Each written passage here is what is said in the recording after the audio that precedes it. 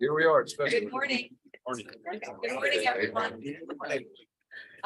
We are live at this point, so I do want to just remind everyone that your speakers are now live.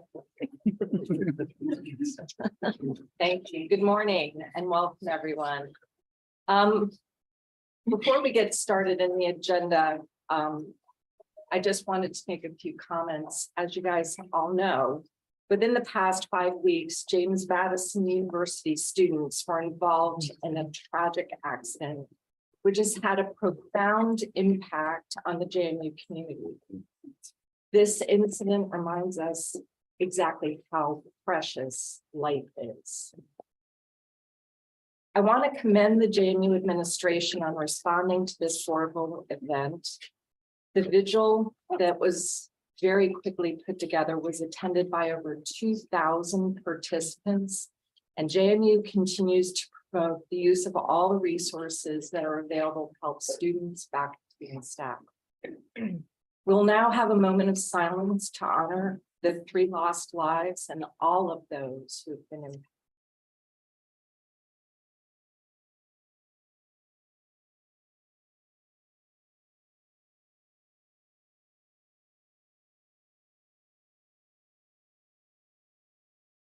Thank you.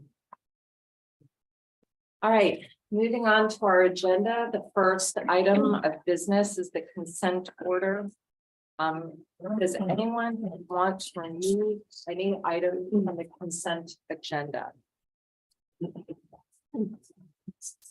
All right, could I please have a motion to approve the consent agenda?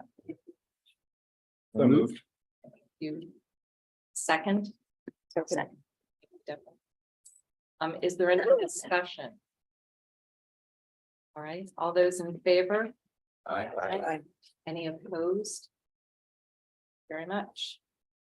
Moving on to the committee reports. I do want to remind the board members that we do not need a second when making motions, because coming from the committee implies the second in the Roberts rules.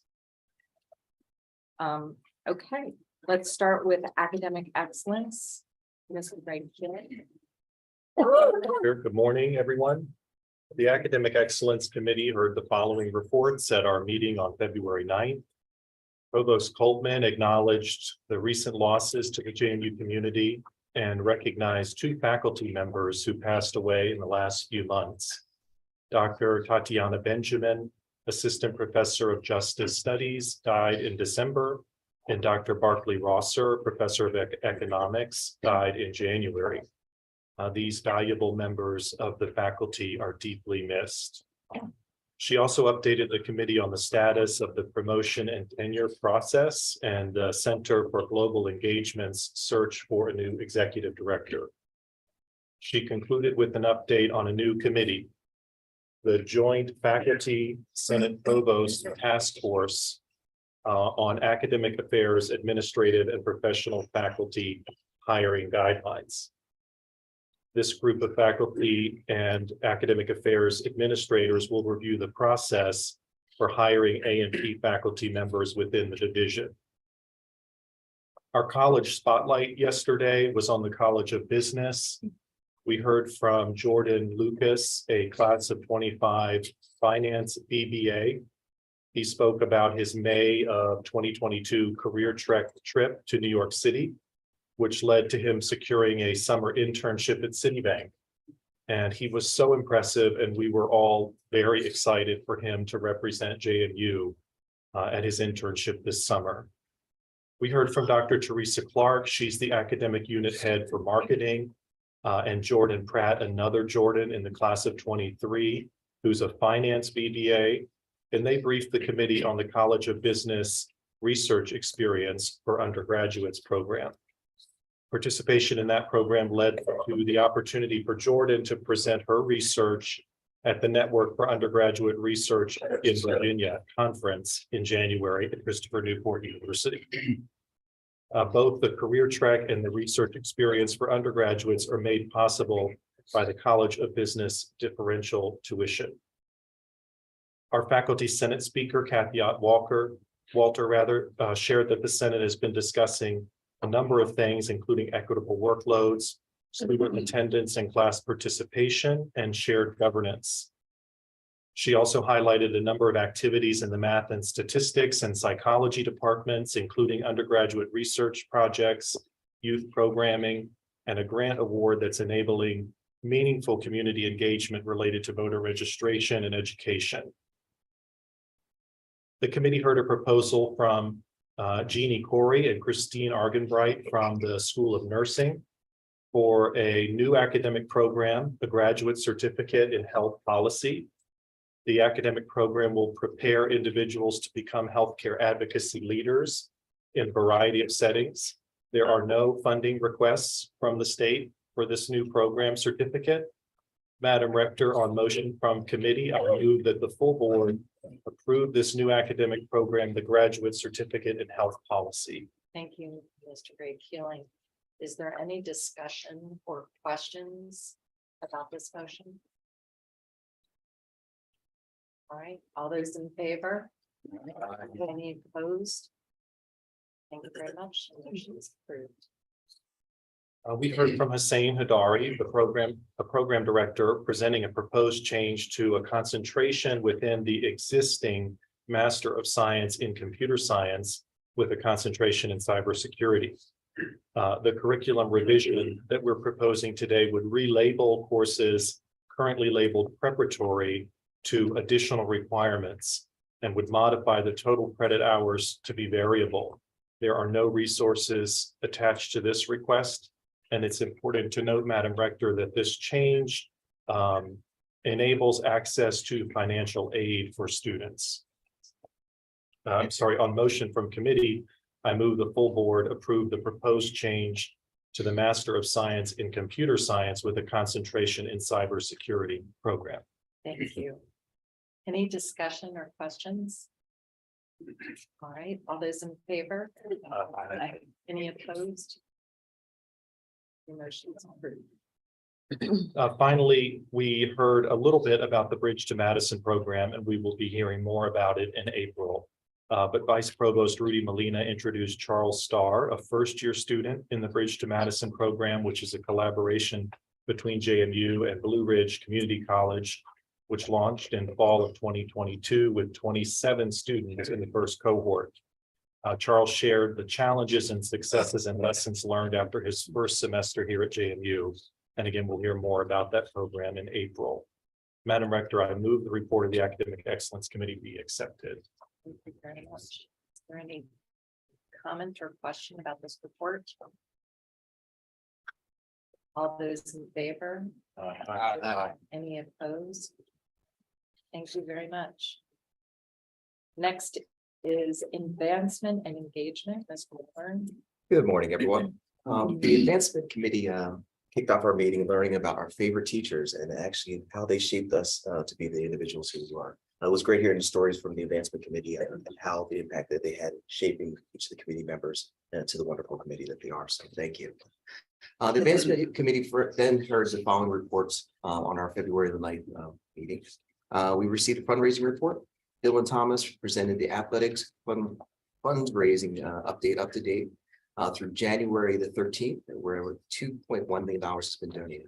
Jeff Gilligan reported that $15 million has been donated in a statewide, university-wide so far through 2023, and currently 16.1 million in active major gift proposals is being considered.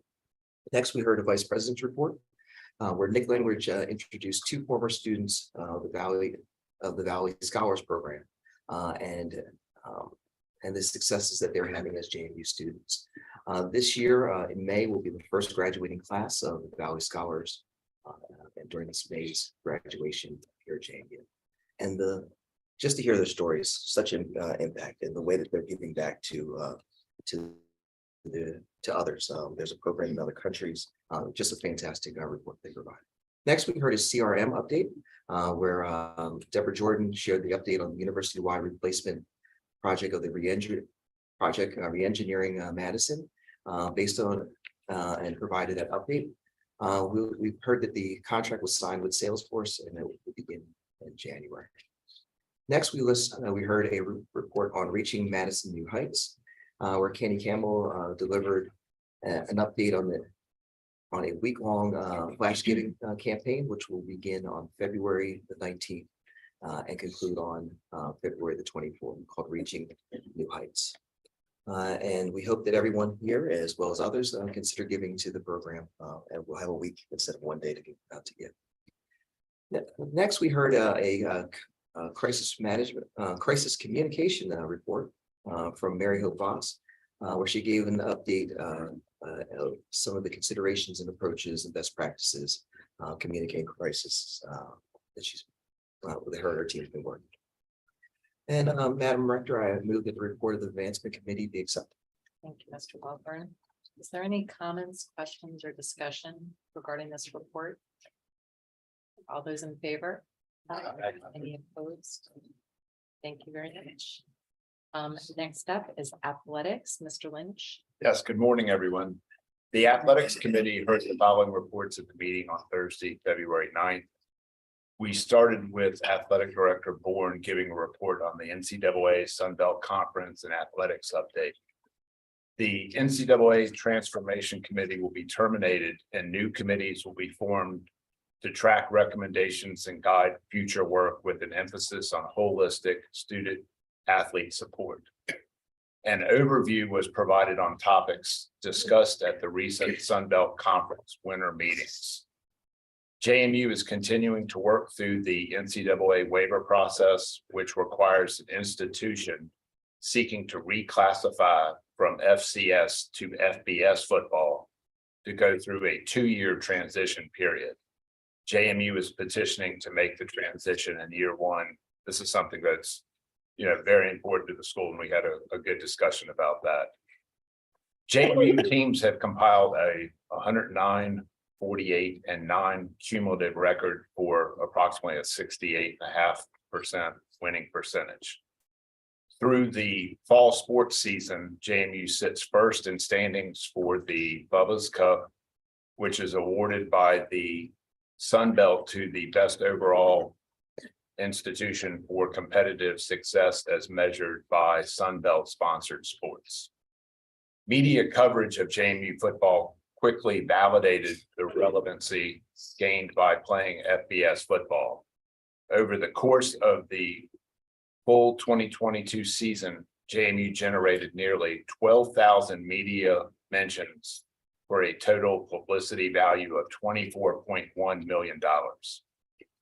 And I think everyone has seen the advertisements and notoriety we received at ESPN. Men's basketball sits at 17-8, tied for 3rd in the Sun Belt, and the women's program is 18-6 and tied for 2nd in conference play, with just over a month left in the regular season. Then we turn to the second report, which was the Intercollegiate Athletics Program Report. Committee members were provided the 2022 Intercollegiate Athletics Program Report, which referenced JMU's revenues and expenditures. For fiscal year 2022, JMU's subsidy percentage is 60.3%, which is below the 70% threshold mandated under the Cox Bill. The audit approved the university's reporting processes of the data and yielded no management recommendations for the university. We went to our third report, which was the Student Athlete Disciplinary Report.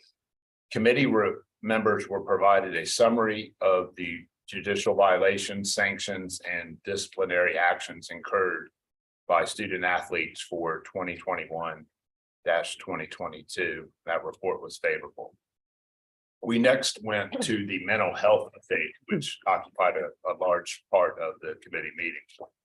Mental health continues to be a national concern. Athletics collaboration with the university, has developed a mental health emergency action plan.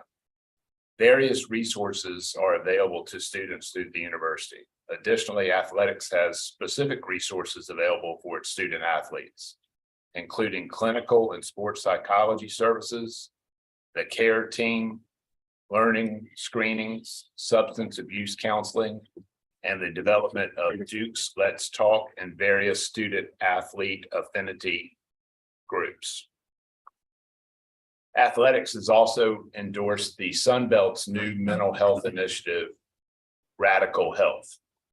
University and athletic specific mental health resources and trainings are also available for coaches and staff to help equip them as a potential frontline intervention to student athletes experiencing mental health challenges.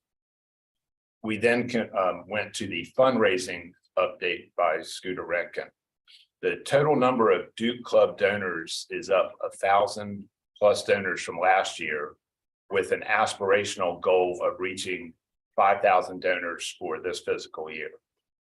The annual fund is ahead by $215,000 from last year. Overall fundraising is up $300,000 from last year. The Duke Club has currently met 43% of its annual fundraising goal of $4.3 million. That was our last formal report, but we did conclude with one remaining topic. The committee meeting had a discussion revolving around the university's missed class policy. The athletics committee believes that it's imperative for the university to institute a policy that accommodates a student's ability to travel off campus and represent the university in an official capacity and not be subject to academic repercussions. The meeting adjourned at 3:51 p.m. Madam Rector, I move that this report and the actions taken by the athletics committee be accepted. Thank you. Thank you, Mr. Lynch. Is there any discussion or comments about this report? All those in favor? Any opposed? Thank you very much. Next is audit, risk and compliance. Vice Rector Falcon. Thank you, Madam Rector. The Audit, Risk and Compliance Committee met at 2:45 p.m. on February 9th. A moment of silence was observed at the beginning of the meeting for the students whose lives were lost last week. The minutes from November 17th, 2022 were approved. Becky Holmes provided an annual update from the Compliance Committee, and Dr. Malika Carter-Hoy, Vice President of Diversity, Equity and Inclusion, and Art Dean, Associate Vice President for Diversity, Equity and Inclusion, discussed the timeline of changes to Policy 1324 and the online reporting process. Amy Saraki Meck, University Title IX Coordinator, discussed Department of Education requirements and how JMU addresses Title IX complaints. Then the Internal Audit Work Plan Status Report was reviewed. Revisions to Policy 1601, the Auditing Program Charter, were made to reflect the committee's name change. The revised policy was approved by the committee. Suggested changes to the Audit Committee Charter were also discussed. The committee went into closed session to review and discuss internal audit reports issued since our last meeting. Madam Rector, I move the report of the Audit Committee be accepted. Thank you very much. So I have a comment about this. First of all, Vice Rector Falcon moved to change the name of this committee and it became standing room only, addressing audit, risk and compliance. And for the first time in my tenure on this board, it actually went long. So well done. We went overtime. Sorry about that. So any other comments or questions about this? All right, all those in favor? Any opposed? Thank you very much. Next up, finance and physical development, Mr. Rockenberg. Thank you, madam, and good morning, everybody. The Finance and Physical Development Committee heard the following reports at the meeting on Thursday, February 9th, 2023. First, Tawana Moore gave an administration and financial divisional update that was quick. She introduced Mr. Craig Short, the new Assistant Vice President for Business Services. Next up was Mark Angel with the financial review. The university's revenue and expenditures were appropriate for the first 6 months of the fiscal year. Mark then continued on with the annual investment review. And we had just basically a group portfolio review as of December 31st, 2022. Next, Diane Stamp and Caitlin Reed went over the governor's budget. An update over Governor Youngkin's December proposed 22 to 24 state budget for all higher education. In addition, a report on the status of institutional funding and biennial budget requests following the crossover was provided. The state budget process will continue through the completion of the 2023 General Assembly. And a full report on the General Assembly will be given later at this meeting.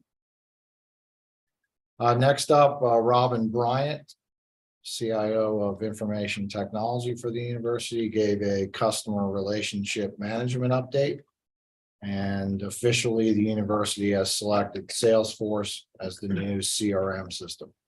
An overview of the procurement process and the scope of phase 1 and all the associated costs were reviewed. We then went into closed session to discuss real estate matters, and no action was taken by the committee. Madam Rector, I move the report of the Finance and Physical Development Committee be accepted, please. Thank you, Mr. Rothenberger. Any discussion or comments? All those in favor? Any opposed? Next, Governance Committee. Mr. Rose. Thank you, Madam Rector. Good morning, everyone. The Governance Committee discussed the following items at the meeting yesterday.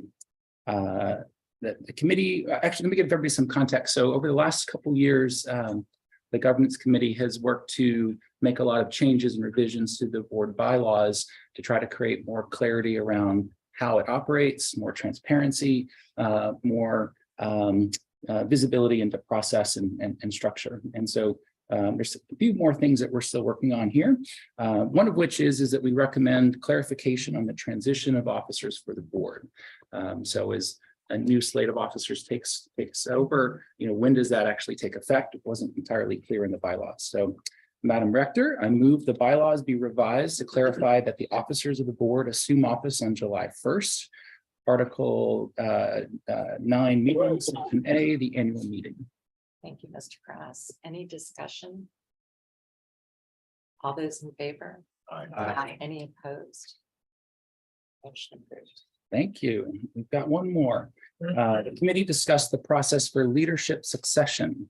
The current way process laid out in the bylaws is incomplete and not super clear. So we will propose a procedure for consideration at a future board meeting. So you'll likely hear more about that in our next meeting. Third, the committee reviewed the proposed affiliation agreement, the MOU with the JMU Foundation. Nick Langridge gave an overview of the purpose for the MOU. Madam Rector, I move the board approve the affiliation agreement with the JMU Foundation. Any discussion, comments, or questions? All right, all those in favor? Any opposed? Motion approved. Great.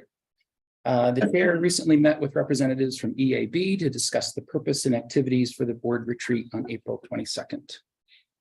As I'm the chair, I'm not sure why I'm talking about myself in the third person. Looking out 10 to 20 years to consider future vision and value proposition for JMU, taking into consideration our current goals and aspirations. And it will build on the retreats EAB is conducting next week with JMU administrators. Just a couple of quick comments. I am really excited about this. I think this is a wonderful time for us to have the board and the administration come together to really think about JMU in the further distant future. We've made such tremendous progress over the recent year, our 2 status, elevating FBS, lots of other, tremendous progress. And I think it creates a new opportunity for us to think bigger, think longer term. We've as an institution, I think, always been really good at the 5-year plan. We have very comprehensive, detailed, planning out kind of 5 years. So the purpose of the retreat is going to be to focus more on the 10, 20-year vision. Where do we really want to go? What's the value proposition there? So As a reminder to all board members, that's going to take place the Saturday after our next board meeting, so April 22nd. Should be on your calendar already, and excited to have that. Madam Rector, I move the report of the Governance Committee be accepted. Thank you very much, Mr. Bass. Any conversation, discussions, questions? All right, all those in favor? Any opposed? Thank you very much. And our final report, Ms. Tompkins Johnson. Good morning. Student Affairs. Good Yes, morning. thank you. So the Student Affairs Committee was really pleased to be able to hold our meeting over at the Center for Multicultural Student Services. We appreciate very much all the work from the administration to allow that to happen. We left here 10:30 and got back here about 2:35, just in time for the next meeting. But it was a great morning and afternoon. The team, Dr. Miller's team, really arranged a very very comprehensive schedule so that we had lots of interaction with students. We had a chance to meet with students one-on-one. They also paired us up in groups in the different areas at the at CMAS. So it gave us a chance to be able to talk with students and learn more about their experiences here. That's what we always want to know when we're talking to students. So we had great conversations there, and they allowed us to arrange for us to sit in the different spaces within CMAS, we call it, right? Just so you can learn about the different students' backgrounds, their lifestyles, and their interests here at JMU. So very much appreciate being able to do that this time. So, and then once we were able to, and then we all convened in for our sort of official committee meeting, and we, of course, welcomed everyone there and just expressed our appreciation within the committee too for all that had been done for that morning. Then we did as well hold a moment of silence in honor of the loss of life of our students at JMU. We also mentioned some of the other events, Syria and Turkey, as well, and just included that in our moment of silence. Dr. Miller gave his student affairs update where he reflected on the beginning of the semester, and he did include the recent vigil and acknowledged how our community has honored these challenging moments and how the campus has come together to support each other. He shared appreciation for the student affairs team that stepped in to support students who were impacted by the recent tragedy, as well as the teams that continue to regularly work through our campus operations. We then had our Student Government Association report from Shadi Bakhtiari. Our SGA president is here today. I think I know all the board members know her, but just want to acknowledge that she's with us here this morning. She talked to us about the continued student outreach efforts and student organizations and internal Student Government Association project. She has worked to connect and bridge across divisions for campus-wide events and collaboration efforts. Shadi, other students, and Dr. Miller and others will be going to Richmond to lobby next week. So we appreciate that effort. Next, we heard from our student representative for the Board of Visitors, Mr. Williams. Xavier shared with the committee updates regarding the events and collaborations he has been able to be a part of at the beginning of this semester. He also shared his plan to transition his successor for the next year with a manual and regular meetings. The election is next month. And when he talked about his outreach, he also provided us with some data points that talked about the magnitude of the outreach on social media, where it's actually reaching thousands of people. So we were so glad, and to know that, I appreciate him sharing that.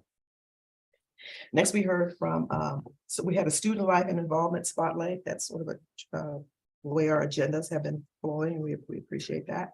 Deron Allen, our Associate Vice President for Student Life and Involvement, provided an overview of JMU's housing plan focused on residential community. That the focus is creating and expanding, enhancing our residential communities that prioritizes well-being, inclusion, and academic access.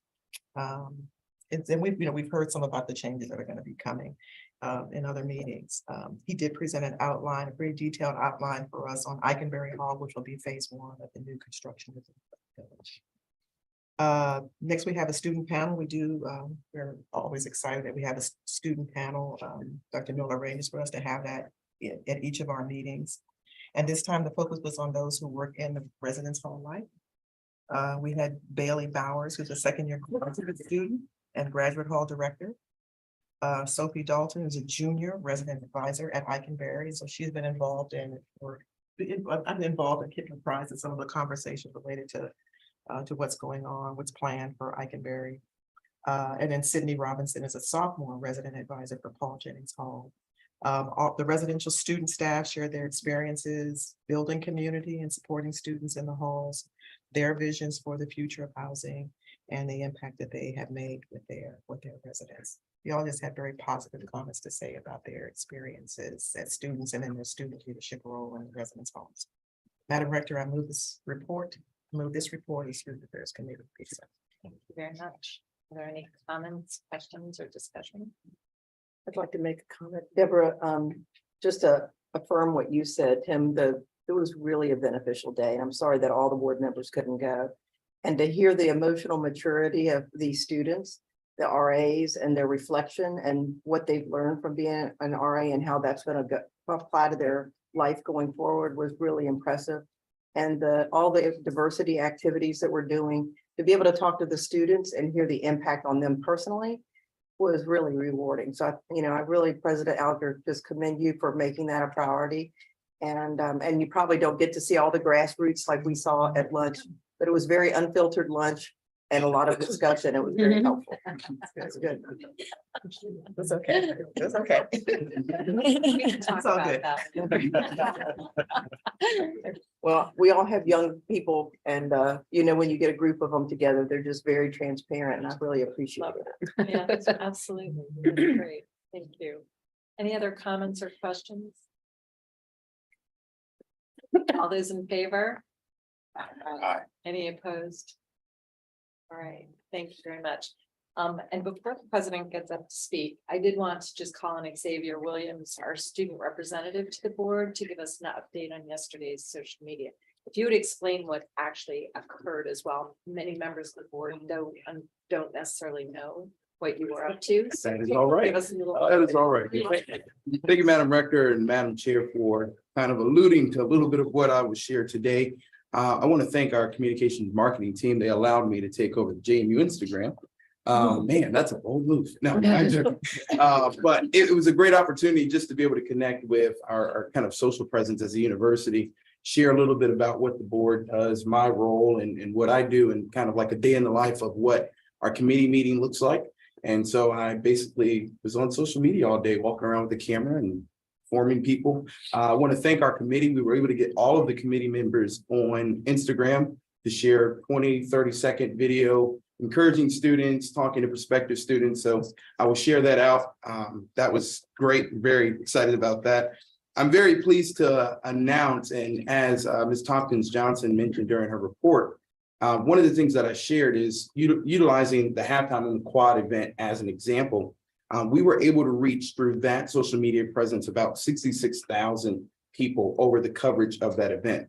While I was able to take the Instagram over yesterday from 9 a.m. to 3 o'clock, we had a total of 184,344 views. And that is as of 8:10 this morning.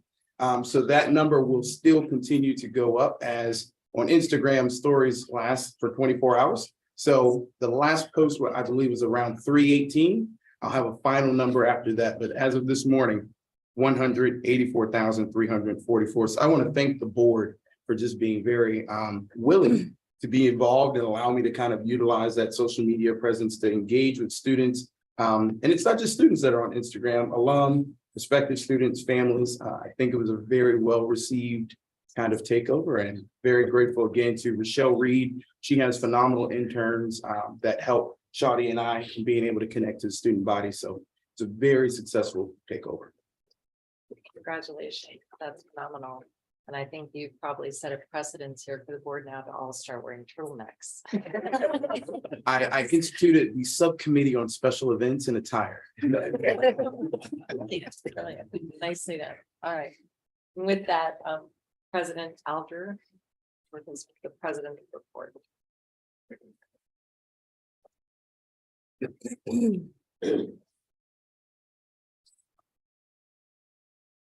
Good morning, everybody. Morning. Great to be with all of you. And Xavier's report is actually a reminder of what you're going to see evidence of, hopefully in my report as well. And that is what it means to be a truly national university and how that's happening in so many different ways across campus. So we could go to the first slide here, Donna. So starting with admissions, it's that time of year, right, when students have applied to colleges and universities, are anxiously awaiting responses and thinking about their decisions. And look at these numbers over the last couple of years. You see the number of first-year applicants, almost 37,000, a 16% increase over last year, which was a record year for the university. Now, you know, some of these numbers are in part because we went to the Common App, and obviously much more than that, because that was a year ago that we did that, and the numbers are still way up again this year. And look at these, the demographics of the applicant pool. You see, for example, 46% from out of state. That truly reflects the national reach of the university. 21% of those applicants would be first generation students to go to college. 34% from historically underrepresented minority groups, which is a 102% increase just in 2 years. The number of international applicants is also way up. So really exciting to see how many students and families are interested in the university. You know, thinking about what we do here, of course, commencement is such a tremendous celebration of all that's accomplished here. I want to thank all the board members with us for the December commencement. What's interesting here is look at how many students now are graduating in December. It's really important that we have this ceremony because we had over 1,000 graduates altogether between undergraduates and graduate students. And Charles May, those of you that were there know, gave a truly inspirational speech, one of our own, who has been such a great friend to this university. Now, speaking of first generation students that I mentioned, we are of course trying to expand our services to make the university even more welcoming and inclusive. I think you've heard me mention that we now have a new center, and it's now the Reddix Center for first generation students. Thanks to a wonderful gift from Angela Reddix and her husband, Carl. It will be dedicated on February 25th at 11 o'clock. So I hope a number of people can join us there for that celebration. The idea is to have a place where first generation students can go to get different services, to be with one another, to be with faculty and staff who support them and understand their particular needs and issues and interests. So we're really excited to have the center in a very prominent place in the Student Success Center. Yeah. Turning to another topic where JMU is absolutely a national and international leader, and that is civic engagement. I know you've heard me talk about this before, but it is really important to our university and frankly to our country. There's a group called the Institute for Citizens and Scholars. It used to be the Woodrow Wilson Fellows out of Princeton that recently held convening at Stanford University. And David Kirkpatrick, David, where are you? Would you raise your hand? Who's doing such a great job with the Madison Center for Civic Engagement. David and I had the opportunity to be there. JMU was prominently featured as a model of how to do civic engagement work and how to assess its effectiveness with the student body. David's going to continue those conversations with other colleagues in May. And the Center for Civic Engagement is going to be hosting something called the Institute of Civic Studies and Learning for Democracy. This is an international gathering in September of this year in cooperation with the University of Augsburg from Germany, as well as North Carolina State. So David, thank you so much for your leadership and for all that's going on in this space. I can tell you as I talk to other presidents around the country and from around the world, there is a real understanding now that higher education has a critical role to play in the help of democracy and civil society going forward, and that there are real threats that we are seeing worldwide. Okay. Now, talking about what it means to be a national university, of course, starts with tremendous faculty who are doing great things in and outside the classroom. And we have a couple of people here today that we would like to highlight. There are many more, certainly that we could, but starting with Dr. Rebecca Brannon, an associate professor of history. Rebecca, would you stand? Thank you so much for being here. You see that Rebecca was awarded for her project Old Age in the Wake of the American Revolution. This is a National Endowment for Humanities Fellowship, a very prestigious award, one of only 70 each year. So congratulations, Rebecca. What a tremendous.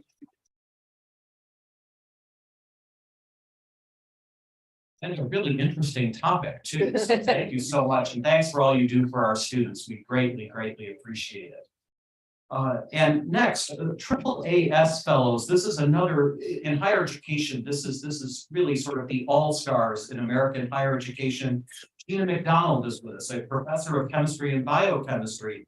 Thank you so much, Gina, for being here. You see, she's a 2022 American Association for the Advancement of Science Fellow.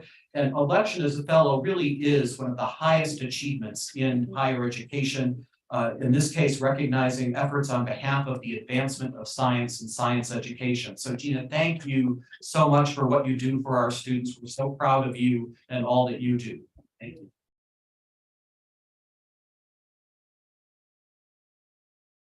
And these are things that don't always make the headlines, right? But it's important that we remember what's happening in the classroom, as well as what faculty are doing in research as we become that national research university. Another indicator of that national recognition is the Fulbright program. Many of you know that this is a program where students, faculty, recent alums are able to do research at an international level. And for the 4th year in a row, JMU was recognized as a top producer of Fulbrights. Specifically, we had 8 recipients and 4 alternates for students and recent alumni to do international research, and just look at some of the places they're going: Taiwan, Spain, the Czech Republic, Germany, and Mozambique. Really exciting to see so many students that are interested in doing this kind of work, and so many being recognized in this very prestigious program. So congratulations to all of them. Another indication of the university's reach. Of course, a lot of great things are happening on campus, but we all know we've talked a lot about online education as well, and trying to reach people who can't necessarily be with us on a daily basis. And so in some of the recent US News online rankings, a couple of things to point out. First of all, our online MBA program, or programs, because they're actually multifaceted, number 19 in the country. Keep in mind that almost everybody has an MBA program. There are lots and lots and lots of these programs out there. But number 19 in the country, number 1 in the Commonwealth of Virginia, and specifically there's a ranking for veterans having access to MBAs, and we did very well there, as you see. And then also the Graduate Computer Information Technology program, number 34 in the country. And again, there are lots and lots of competitors out there. So this is an indication of the quality and the reach of the university, and something we continue to talk about, how we can reach more people, perhaps non-traditional students, working adults, with some of our programs. So very excited to see that. Now, as we talk about being a national university, we don't want to forget our roots. I think it was actually John Rothenberger who said to me something yesterday about, the sweet spot that JMU has always been known for is that incredibly high quality undergraduate education. And we certainly want to continue to focus on that. This program here, Theory to Practice, is a great example of that. This is sort of a national movement, something called the Paradigm Project, that's getting a lot of attention in American higher education. And it's really focused on systematic transformation in undergraduate education, focusing on the different forms of engagement that are reflected in our strategic plan. It's a program and effort that connects colleges around the country that are sharing best practices with each other and with all of American higher education. And those project leaders have been here to campus a couple of times, meeting with our leaders. They are very excited about what's going on in the X Labs, things that we're doing in general education. And so they do want to feature us prominently in this program going forward. And while they don't have a lot of money, they actually have a little bit of resources they'll be sharing with us. It really gives us the opportunity to tell our story to a very wide audience and to really be out there as an exemplar of how high quality undergraduate education can work. So we're really excited about being part of this national effort. And I can tell you there are going to be a lot of higher ed conferences coming up in the future where this will be prominently featured. Another avenue that we are using to expand our reach as a national university, of course, is to support our faculty and our students in their research and scholarship. And Anthony, where are you? Okay, so yes, Anthony Tongan is here, who leads this office. Research and scholarship is doing a lot to think about how do we make sure we have the infrastructure and support for all of these activities going forward, to make sure we have high quality teaching as well as research and how those things fit together. So you see that research and scholarship has recently added services for faculty, students, and staff through external funding, opportunity support, because we know we're going to need more funding from different sources, whether it's the federal government and some of those agencies, or whether it's foundations, partner relationships within our JMU research communities, because of course we have a lot that's interdisciplinary, where faculty are working together, and access to resources and expertise across the university. So thank you, Anthony, so much for your leadership there. And then expanding student scholarship support. And we heard some interesting examples yesterday in some of the committees about work that students are doing even at the undergraduate level. You see there under the leadership of Meredith Melbourne Wade, the Director of Student Awards, Initiatives, and Research, that Research and Scholarship is coordinating the first year research experiences program. Now think about that, from first year, right? Your first year of college, getting to do quality research, working closely with faculty. They offer first year and new transfer students opportunities to engage in faculty mentored research experiences. This is a rare thing in American higher education to have that kind of opportunity as a first year student. So we had 22 faculty student teams this year representing all of our colleges, and certainly that's going to continue to expand going forward. These are the reasons why students are going to choose James Madison University going forward.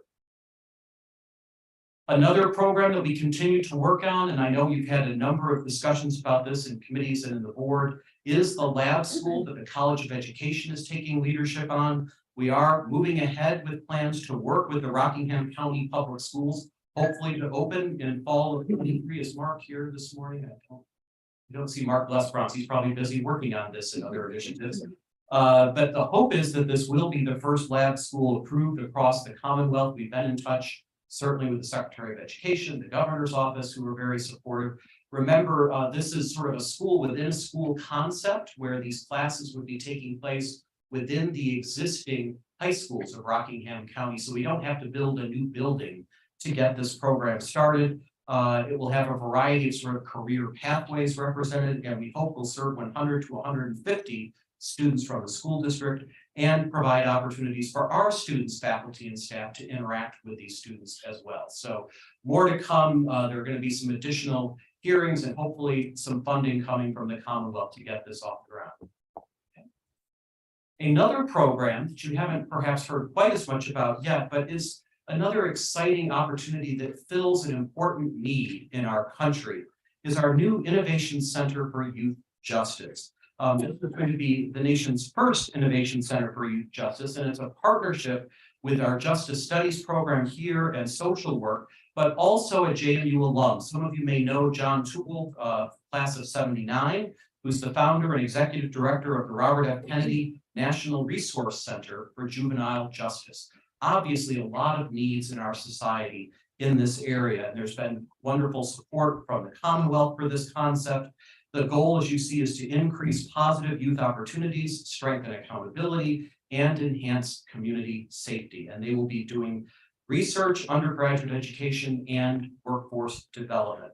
Dr. Rita Podieva, Associate Professor of Justice Studies, is going to lead the center, and it will be another multidisciplinary effort, which is really the wave of the future, I think, in higher education.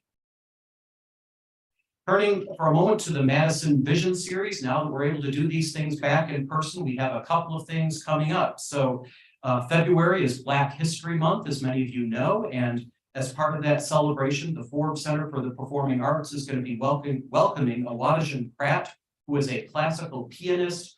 He is going to both provide a concert, but then also talk about his experiences in classical music We are very excited to have him joining us. And then in April, a name that you might recognize, Dr. Anthony Fauci is going to be with us. He is, of course, talking about public health and the future of how we deal with things like pandemics. April 3rd in the Wilson Auditorium, we are very excited to be able to have him coming. So this is, I think, the official announcement. Mike, do we have a time for that event yet? 6 o'clock. So if any of you are interested, I expect we'll have a full house for that one on April 3rd. So thank you to Mike for helping with that. We're very excited and working with the College of Health and Behavioral Studies on that program. And finally, you've already heard a report, of course, from athletics, but a couple of things just to mention in particular. First of all, thank you to all of you who came last night to support our women's basketball team. One of the neat things about the Sun Belt is that the men's and women's conference tournaments are together in Pensacola, Florida. So it makes it a really exciting opportunity because you've got not one but two teams to follow simultaneously there. So that's coming up soon. Both teams are doing well overall, as you've heard, in their first year in the Sun Belt. Swimming and diving, and this is something we're certainly proud of, being recognized by the College Swimming and Diving Coaches Association as a Scholar All-America team. So they are excelling not just in the pool, but in the classroom.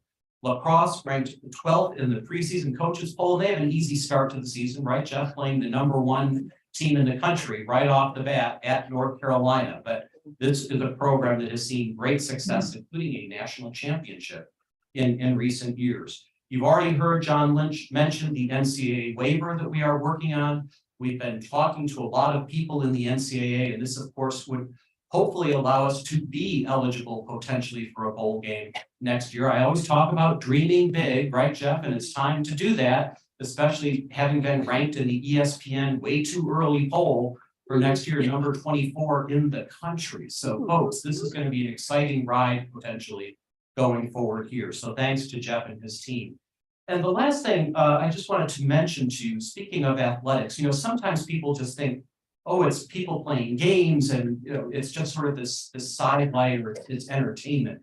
But I, of course, sit on the Knight Commission on Intercollegiate Athletics, as many of you know, which is sort of the leading voice for reform in athletics and higher education, and also a voice specifically about how athletics relates to the educational mission.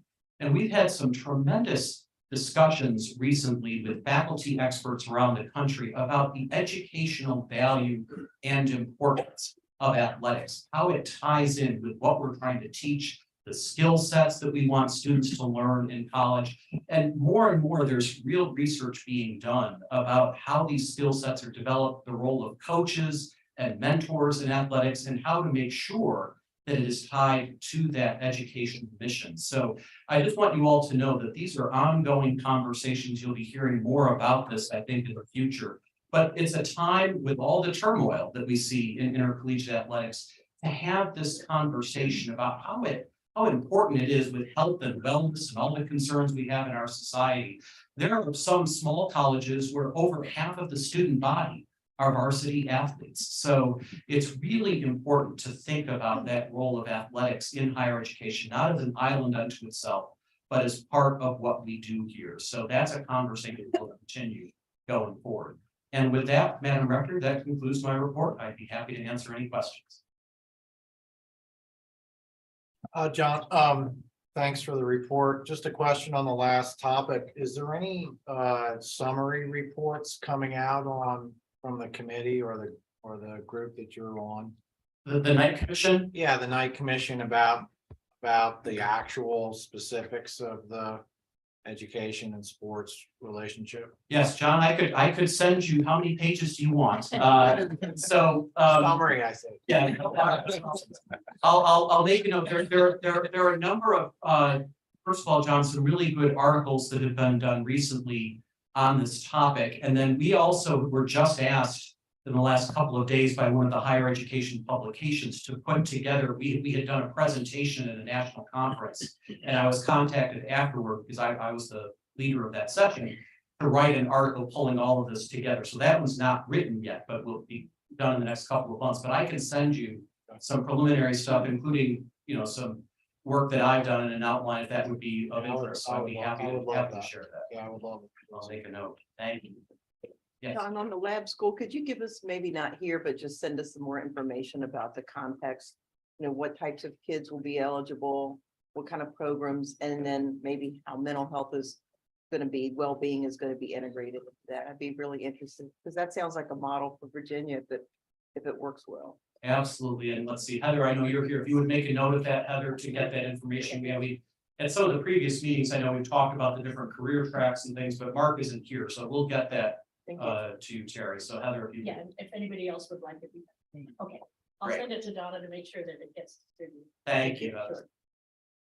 Anything else?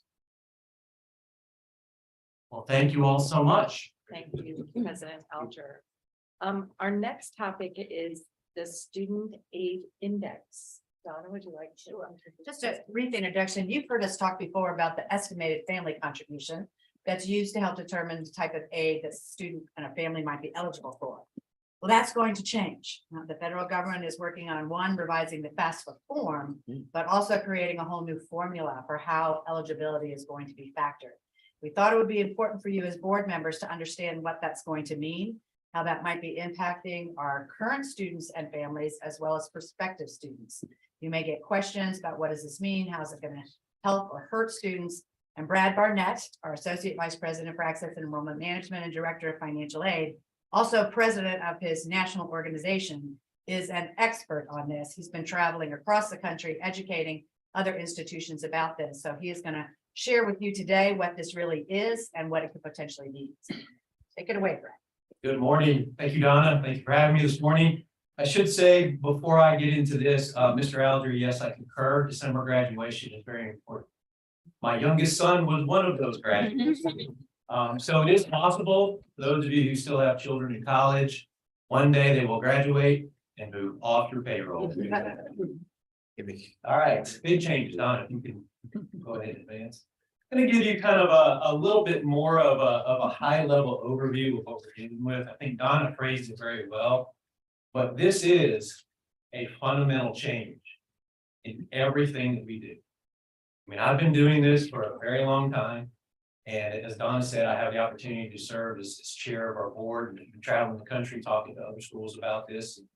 People are really starting to wake up that this is one of the biggest things that we have seen in financial aid and higher education since I've been doing this, and even well before I've been doing this. So I don't want to kind of undersell the importance of what we're dealing with.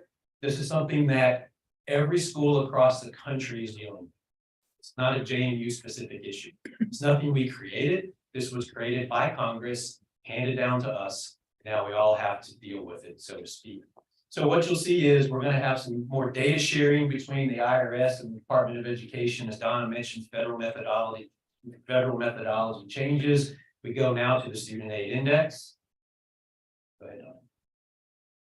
Broadly speaking, this is what's going to happen with the Student Aid Index. It's going to create higher levels of financial need. We're going to see more students get pushed down into the Pell Grant range. We're going to see more students get pushed down into the state grant range and the institutional grant range. And these are the things that we're really concerned about as we look to see the sustainability of the financial aid programs that we have. One of the most impactful changes that we're going to see, and not to get too much into the weeds, but this one affects a lot of people, is in the EFC formula right now. If a family has multiple students in college, they sort of get a bit of a discount in the needs analysis, the way it works. That goes away. So whether you have one student in college, 2, 3, 4, or 5, they all get the exact same need measurement. So there's no more of this, you get a break if you have multiple students in college. This is one of the big game changers, and where we're going to see some real differences in the need level of our students, which I'll show you in just a moment when we look at the JMU data. So our concerns from the beginning, as I started looking at this, wasn't really the increased number of Pell Grant students. Pell Grant students, when they come to your institution, they bring with them Pell Grant money. So there's a certain level of funding that comes with them. The challenge that we see is also as we have more needy students, it's the aid we give to those needy students in addition to the Pell Grant money. It's the state grant dollars that piggyback on it. It's the institutional grant dollars that piggyback on that. As we have more students in this high need category, it's just going to cost us more to try to help fund them while they're at JMU. And again, just to reiterate, this is not a JMU specific issue. This is something that all schools are having to deal with. So we had to sit down and figure out, what are we going to do? What's the course of action? So I've been working with NASFA for a very long time. And from the beginning of this, we on the NASFA board discussed how can we help our member institutions, which is over 3,000 schools in the country, figure out how to process this and how to figure out what the impact is going to be on their campus.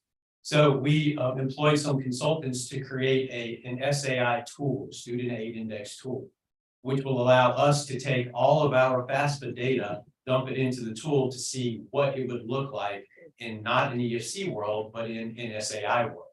So we've been a part of this from the beta, testing it, helping form and shape this tool that is now rolled out and being used by schools all across the country. We've also spoken with Chev.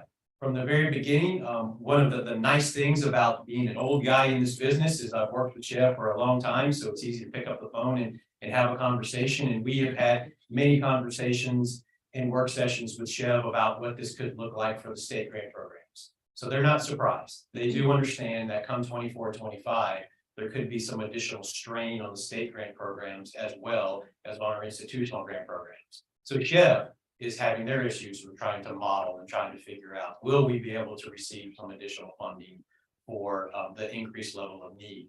Because the challenge we see right now in the modeling in Chev is they're always determining how much grant money is allocated to our institutions based on data that's 2 years old.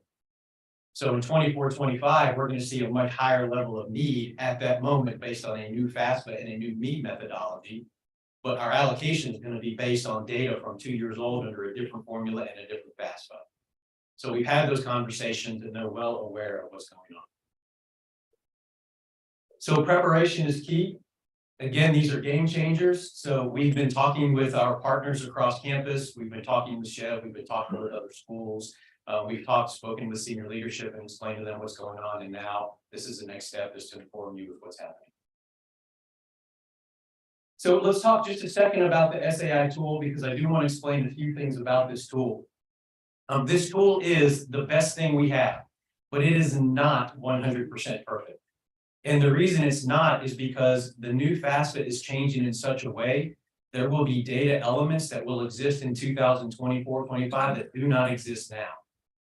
So we couldn't pull in everything because we don't even have the data to look at. So within the tool, we had to make some assumptions about things we think will happen and the way some of the data will be looked at. So it is an estimate, but it is the best estimate that we have at this point in time. We decided we were going to look at 2 years of data. I'm a data geek, love the numbers. 1 year of data, I don't really think is very solid. So we went back and looked at 2 to see if we can find any sort of consistencies in the numbers. So we took all of our 2020-21 undergraduate FAFSAs and all of our 21-22 undergraduate FAFSAs, and we loaded them into the tool with 2 different data sets so we can analyze that, see what the outcome would be. So here's our evaluation. We had 3 goals. The first goal is we wanted to discover what would be the impact on the number of Pell Grant eligible students at JMU. The second goal deals with our packaging policy. So real quickly, what that means is with our in-state grant eligible students, right now we have an EFC cutoff, Don explained the EFC, of around 15,500, which means if you're an in-state student and you fill out your FAFSA by the priority filing date, and you have an EFC at that number or below, you will be in the pool of students considered for state grants. So what we needed to figure out is, okay, if EFC is 15,500, what does that look like in an SAI? Is there a one-to-one relationship? We say a $15,500 EFC equals this in an FAI. So we needed to figure that out for our state grants. And then we needed to determine what would be the cost to our state grant programs and our institutional grant programs under this new federal methodology.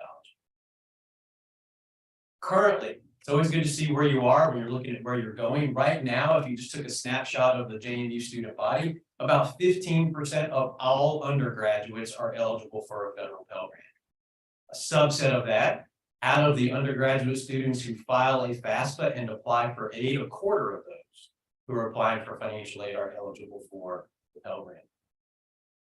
And then the state grant program, which is where we have some of the biggest concerns, state and institutional grants. Right now, about 20% of all undergraduates receive or are eligible for a state grant, but about a third of those who file a FAFSA and are looking for assistance are eligible for state grant money.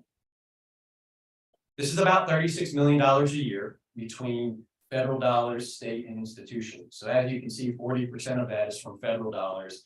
It's the other two pots that we're looking at and we're trying to figure out how we're going to fund. What we anticipate seeing based on the analysis using the SAI tool is we'll see about a 30% increase in our number of Pell Grant students. So we think when we're done, we'll have about 20% of our entire undergraduate student body being Pell Grant eligible and about a third of our undergraduate FAFSA filers. It's also important to note, as you see up here, we are looking at those 2 years of data. The 2022-23 students have not been loaded into the tool yet. They're still in the 2022-23 year. We haven't finished that year yet. And the tool is still being updated with some modifications and things as we get new information from the Department of Ed.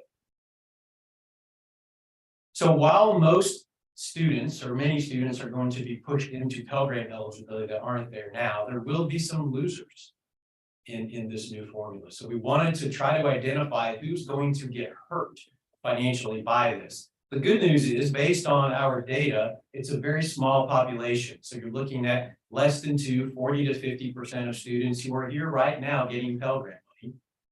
If they're here in 24-25 and everything is the same in their financial situation, they now will not be Pell Grant eligible. So dealing with 40 to 50 students, we feel like we can handle them on an individual basis and try to help them out and keep them moving through JMU. The important thing to note as we look at these numbers is nothing has changed in their family circumstance. Nothing has changed in the financial status of the household. Nothing has changed in the configuration of the household. Nothing has changed in their assets or resources. It's exactly the same. The formula has changed. That's it. So these students are just as needy as they were the year before, but the formula is just going to show they're not because of that fundamental change in the application.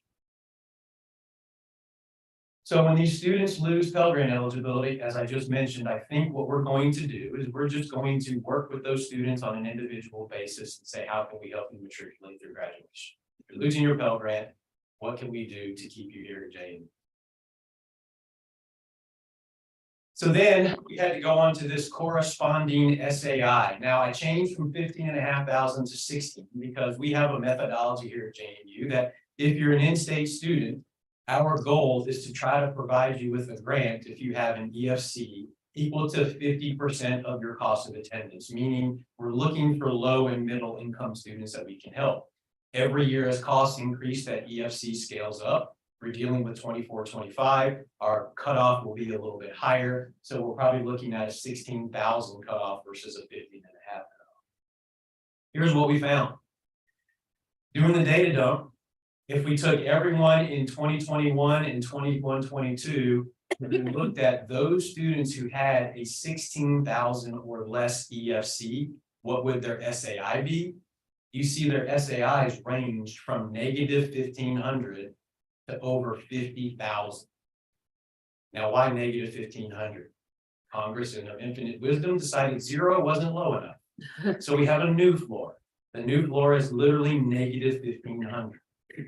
So you're now looking at students who could have had a 0, 100,000 EFC, low income EFC, could have a 50,000 SAI. And again, nothing has changed in our life. By doing this, if we decided we were just going to award everyone grants who were in the negative 1,500 to a 50,000 SAI, it adds another 3,000 students to the grant eligible pool every year, which I think we all know is just not sustainable. So we had to come up with some other methodology to see where to go. So selecting for packages, this is the 50% of cost of attendance methodology that I mentioned. Done. So this is where the rubber meets the road, right? This is where we look at how are students being impacted. So I want to walk through the 2 years of data and show you some of the results because we have some decisions that we have to make on how we're going to move forward and help certain groups of students. The good news is even though it's pushing more students into a financially needy category, overall, what we saw by looking at the 2020-21 data is it only added a total of 86 students to the entire pool. But the configuration of the pool changes dramatically, and that's the important point of this. Out of the total pool of new students, you can see 460 of those were students who were not grant eligible under an EFC, but are now grant eligible under NSAI. So we have 460 new students who are all of a sudden getting money who weren't getting money before. The concern is the next bullet. There are 374 students in that data set who were getting grants in 23-24 and would return in 24-25 and would get nothing. These are students who committed to the university, whose family circumstances haven't changed, whose financial circumstances haven't changed. They came to JMU expecting a certain level of funding. They get it 1 year, and the next year they come back and they're not eligible. And if you look at the 21-22 data set, go ahead, Don, you'll see that the numbers are eerily identical. So we felt pretty confident with the analysis. They're different enough to show us that it's working. They're similar enough that we have some confidence in the data and the results, that we have about 370 to 400 rounding number students who are going to lose eligibility for state grants based on the change in the EFC formula. This is a visual to show you kind of how it looks side by side. If you look at the right chart, what you see is the 1,132 students. That's the highest need level we have under the EFC. If you look at the left chart, you'll see 0 to negative 1,500. Done. And under the EFC, what you have is 26% of your students are in the neediest category. Under the SAI, 54% of our students are now in the neediest category. So it's pushing more students into that super high need level. And this is what is supposed to happen by design. This was Congress's design when they changed the FAFSA and when they changed from an EFC to a student aid index. So this is not an accident. We knew this was going to happen. We're now just determining how we're going to react to this. This is 21-22. One more time, Donna. You can see that while the raw numbers are different because it's a different data set, the percentages break out to be the same. You're still looking at doubling the number of students who are now in your highest need category. So what do we do with almost 400 students who committed to JMU to receive grants, and then all of a sudden they lose their grant eligibility? How do we handle that? So that's the issue that we've been dealing with. And I will tell you again, it's not just us, it's schools all across the country. So here's what we've decided and what our solution is for those students who lose out, were at JMU or receiving grants, but now all of a sudden are not. We want to grandfather them. We want to grandfather them to keep them at JMU and to show them that we value them, because remember, nothing has changed in their life, and get them through graduation.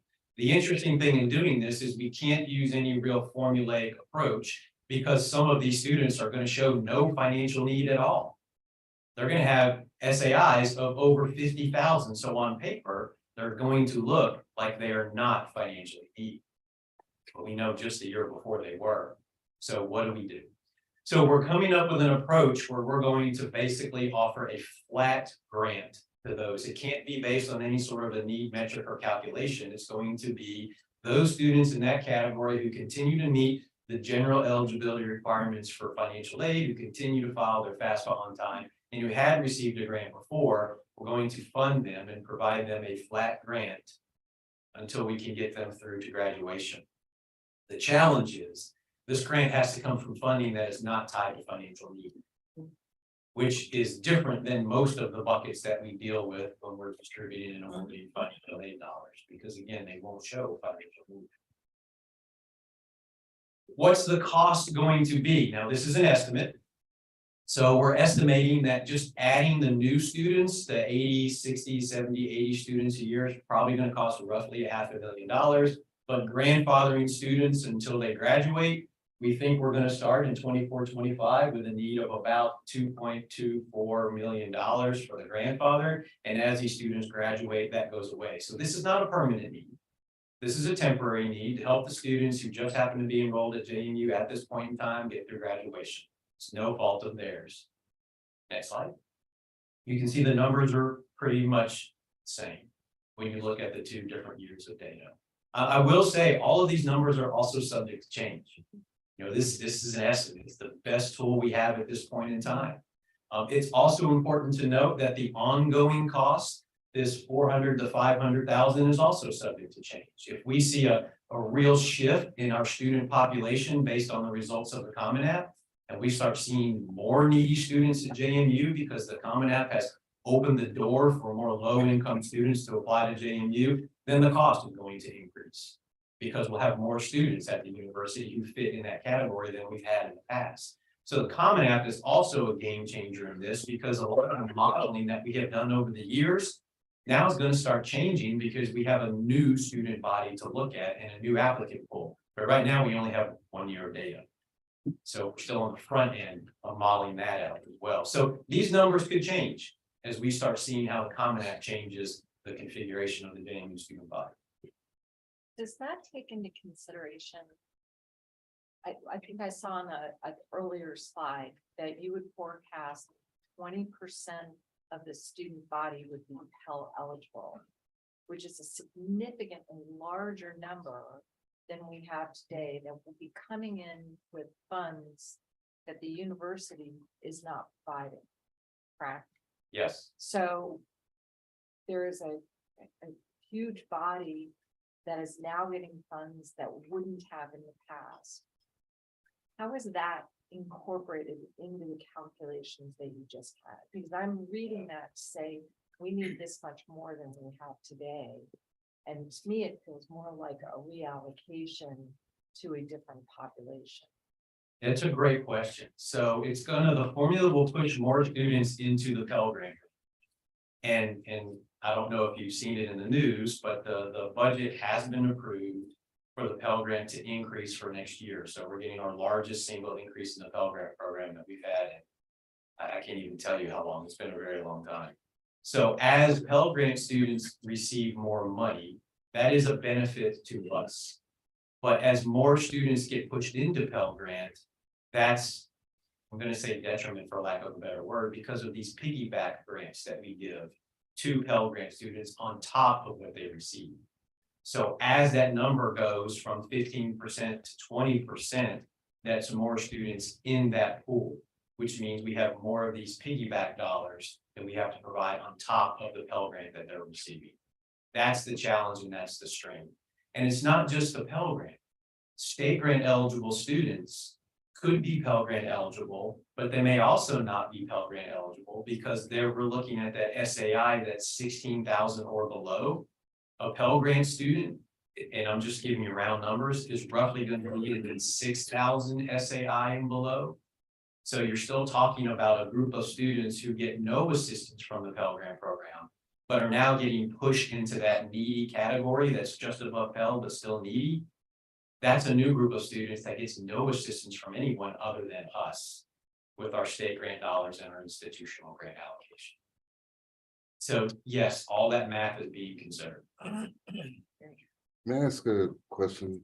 I know that this is just a model, but when in your model, when you break out for 2021, the number of eligible students that did not have an EFC and the impact on them, and then you do it for 21-22.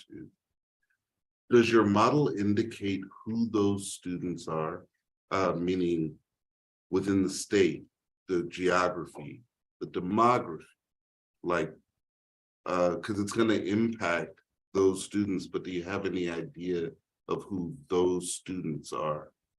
We could get that level of data if we needed to, but we haven't got that granular to see geographically where they're coming from in the state. This is a model that comes from all the information straight off of the FAFSA, which includes, address and residency and zip code and those types of things. It doesn't include any of the other basic demographic information about somebody. It's really just geographic. But we haven't looked at that yet. If we feel there's a need to, we can. But for us, what we're really looking at is we know that regardless of where they're coming from in the state, if they're here, the math just changes.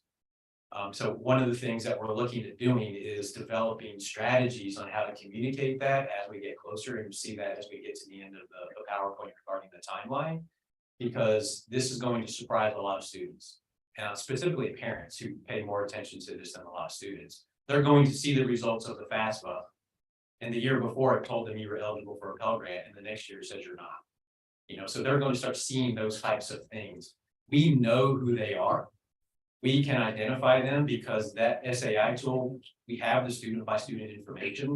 So as we get into 24-25, our plan is to proactively communicate with these people who we feel are going to be affected, letting them know we know changes are coming. We know you're going to be surprised when you see your FAFSA results.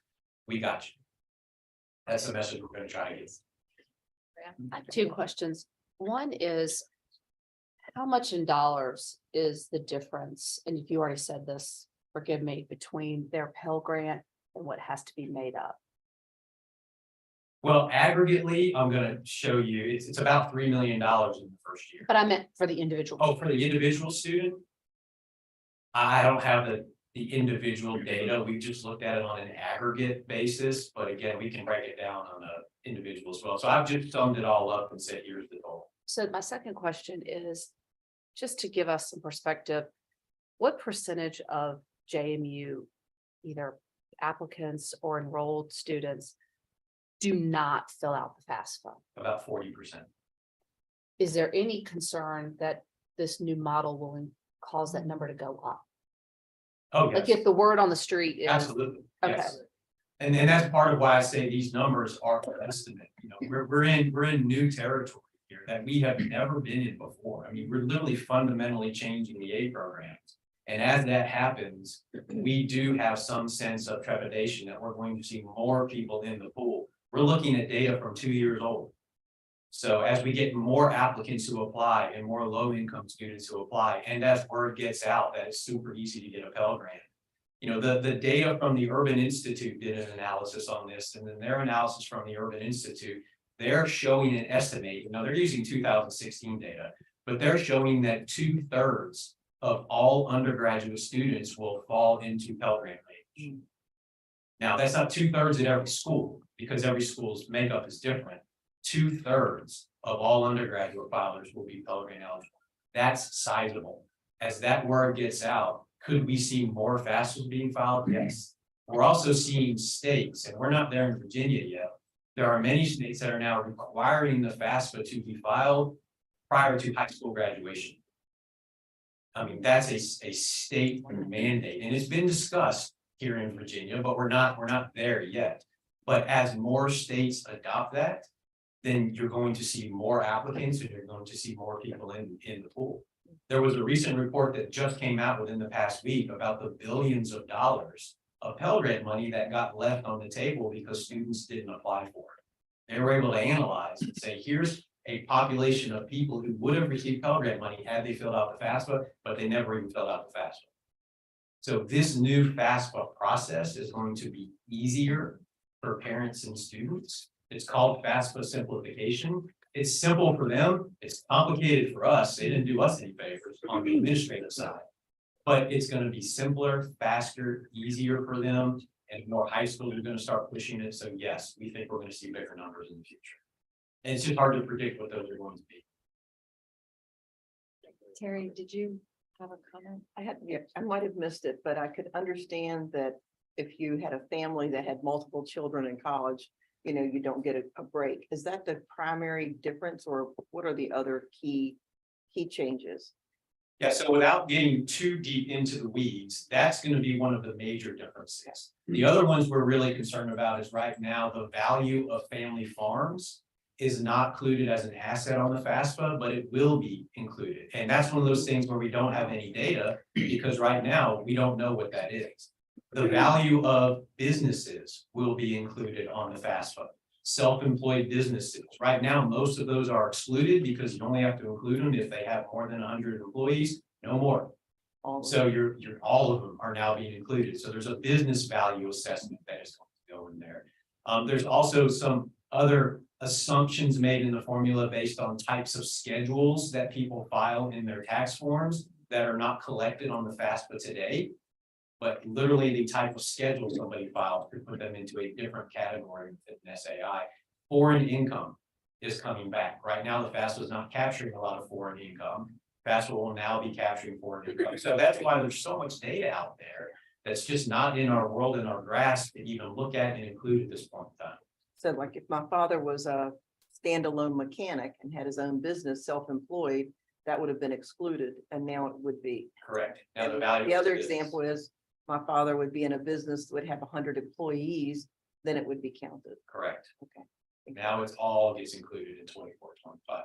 There's a lot of consternation in our world, and we're pressing Ed for answers, the U.S. Department of Education, on how to analyze this. And I will say to Ed's defense or credit, and I was just in DC this week and had the opportunity to hear from and speak with Department of Education officials about this. They're struggling as well. Congress handed this to them on a very short timetable and say do this. And then right after it came out, the White House all of a sudden announced $400 billion of debt forgiveness and said Department of Education, pull all of your resources and make that work. So the Department of Education lost a lot of time they had to try to work on the new FAFSA and rolling things out for us because they got sidetracked with the debt forgiveness. They were also level funded in the budget process, so they got no additional resources to help with any of this, yet they got handed this to also deal with. So this last week in DC, and speaking with Ed, there are still questions on what the 2024 FAFSA will look like and how it will operate that they can't answer. They're still trying to figure out the whole foreign income. There's 4 different levels of foreign income exclusion. They're trying to figure out how to even ask the question to get the data on the FAFSA. So we are waiting for them. And because I have the opportunity to be on the NASFA board, we have more information than probably most schools. And I can tell you, it's not a lot. You know, that we just know the questions and we're in the dialogue with them. But they are challenged every day to try to figure out how to get this new FAFSA and how to roll it out. And it's going to be delayed. Chris, I believe you have a question. Thank you, Madam Rector. Brad, appreciate the presentation. I was very concerned when I initially read the materials, especially for the 374 students, but the solutions I'm fully supportive of. I'm just wondering if you have any insight on the rationale for removing the break for families with multiple kids in college at the same time. I'm a little confused about that. Yeah, we were too. And we've had discussions, and I think it really depends on who you ask, what the rationale is. You know, part of it comes down to, again, it's Congress, so good luck figuring out rationale for a lot of the things that happen. But, you know, the sense of the general underlying sense is whether you have 1, whether you have 2, whether you have 3 in college, you still have the same expense. You're still going to pay the same amount over a long period of time. Why provide a benefit to somebody just because they so happen to have multiple people in school at the same point in time? Just treat everybody the same. We understand it creates a lot of challenges and inequities. I will tell you this though, somebody who's been doing this for a very long time. I do think it's in the long run, I think it's going to help eliminate some confusion, because what we see and what I'm constantly trying to educate parents and students on right now is when you're making decisions on where to go to school today. And if you have 2 in college and all of a sudden the schools are affordable and then the older one graduates, your younger one could be at a school that is no longer affordable because now you've gone from 2 to 1 and your EFC changes. And it creates a lot of financial challenges for students and families who have multiple children in college as those older children graduate. They don't understand that my aid package is going to change every time one of my children graduate. So in those junior and senior years, it creates a lot of challenges for the younger students who are in school. So a silver lining to this is it eliminates all of that confusion and all of that complexity. And you have students who are getting need-based aid who will keep need-based aid regardless of how many children are in school. So there is a benefit in the long term, but in the immediate, it's going to impact some students who are here today. Brad? Well, and is it also a fact that it's not just, do you have multiple children? They had to actually be enrolled. Correct. So if you were the family whose kids were 4 years apart versus you had three kids, 3 years. So it is kind of weird. And wasn't there also a break if you had a child enrolled in a K-12 private school? There was no break for K-12 private school. There are some ways you can use technically college designated money for K-12 private, Yes. but you could appeal for us to consider if you had a student in a K-12 private school, for us to consider those costs in the financial aid formula, but that wasn't built into the FAFSA. That's a school by school decision. Vicky, did you have a? Yes. Brad, even before Congress got their hands on it, had to be someone's idea, right? Yes. Do we have any idea whose idea that was? I can tell you that it all started, well, I shouldn't say it all started, but Senator Alexander, who has, Lamar Alexander from Tennessee, who has retired, has been on FAFSA simplification kick forever. So he has pushed and pushed and pushed and pushed this. Now, this new FAFSA wasn't his. His idea originally was a postcard with 2 questions, which we all scoffed at and said, no, you can't determine need eligibility based on a postcard. So that kind of spurred this off, I would say probably a couple of decades ago. I mean, he's been on this push for a very long time. And Congress just finally got their head around it and realized that something needed to be done. So to get Congress to agree on anything is pretty challenging, as we know. But the leaders on both sides of the aisle said, yes, we need to do something. This was the compromise they came up with. It also, and I do get it from this perspective as well. I mean, we tend to look at the negative, but there's always some positives and some rationale. This takes need methodology for the FAFSA, which is designed for federal aid programs. We use it for lots of other things, but remember, Congress and the Department of Education look at it from the federal Title IV perspective. This creates a methodology that is very similar to all of the other federal need-based programs. SNAP, all of those other things. There's a poverty level indicator. So they use poverty tables to determine if you qualify for federal need-based programs. The FAFSA has never used poverty levels. The underlying methodology change from EFC to SAI now uses those same poverty tables that are used across the federal government for their other need-based programs to determine eligibility for need-based federal aid. So what they did was said, we just need to create some consistency across the board. If we're looking at poverty for all of the other free money we're giving away, let's look at those same tables for this. That's one of the core changes in the formula now, is looking at percentage of poverty funds. So I can't tell you the exact person past Senator Alexander who said, hey, let's do this, because it was committee work. But yeah, they finally just got their head together and said, let's do it. Thank you. So what are the risks? We have one more. Oh, I'm sorry. Yeah, just one quick question. Looking at obviously the effects of this, are we taking in our calculation community colleges, knowing that there's a number of students that maybe need based that are at the community college level transferring to our? Yes, so the data we're looking at from those 2 years would include any community college transfer who was at JMU at that point in time. So we're not going back and looking at the specific community college data, we're just looking at those who are here. And that's again where things could change. As our enrollment numbers change and our demographics change, all the numbers shift. So when we sat down and decided what we needed to do, obviously we're going to do a risk assessment to see what happens if we don't do anything. And if we don't help these students get through to graduation, you can see the litany of risks that we have. We have students who may not be able to finish their education at JMU, so they leave and all of a sudden graduation changes. Lack of desire to partner with JMU in the future. But we all know Congress created this. Department of Education is going to roll it out. But if a student who is getting money 1 year doesn't get it the next money, who are they going to blame? They're going to blame JMU. We're going to be the bad guys. And then if we try to partner with that student in the future for anything related to the university, how willing are they be to enter into that relationship with us? Probably not very willing. Unpaid balances. You know, we don't like unpaid balances, which keep students from enrolling, holds, late fees, those types of things. Student complaints, parent complaints, reputational harm to JMU is a big one. Word will start getting out.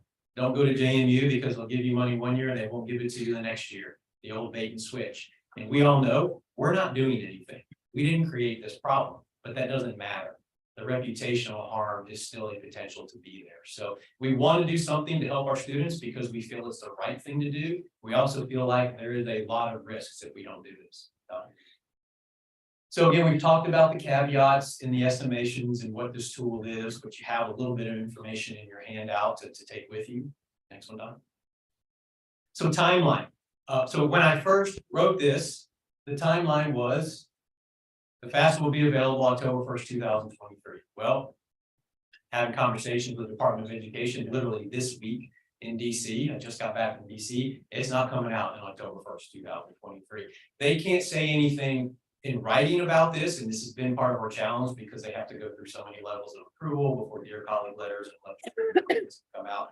Mr. Alger, I know you appreciate the legal aspect of this, but we've all just been waiting. But anecdotally, they told us, yeah, it's not happening in October. We're still wrapping our heads around this, but by law, it has to be available by January 1st, 24. So all they have told us is they will have it done in Q4, which is October, November, December, and we all know that means December 31st. I mean, they need as much time as they possibly can to roll this thing out. So this is going to change processing timetables for schools all across the country. And schools are panicking right now in how they're going to get this done. We, just so you don't panic, will be in good shape. So we already know, we're already planning for this and we'll be fine, but there are other schools that are really struggling. So as we wrap up, oh, you skipped the 3 million slide? Okay, yeah, we did. All right, well, let me just go back real quick. Because I want to, again, press upon the point, this is not just us. So we think the ask in the first year, 24-25, is going to be $3 million to handle the need. And then it'll decrease in the next year and decrease in next year and we'll move. This next week, I'm leaving tomorrow to travel to a regional conference in the South.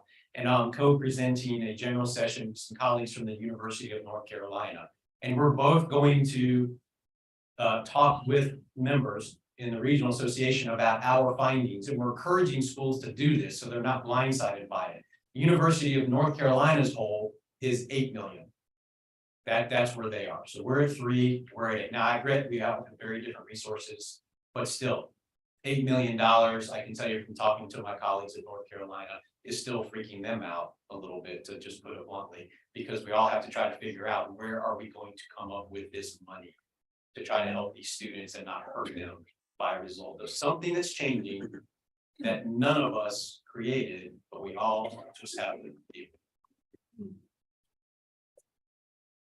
That's it, unless there's any other questions. Thank you. That was very, very informative, and I know important for all of us to understand it's very complicated. So thank you. It's very much. Thank you for your time. All right. Okay, next on the agenda, I would call upon Caitlin Reed to give us an update on the General Assembly. Caitlin.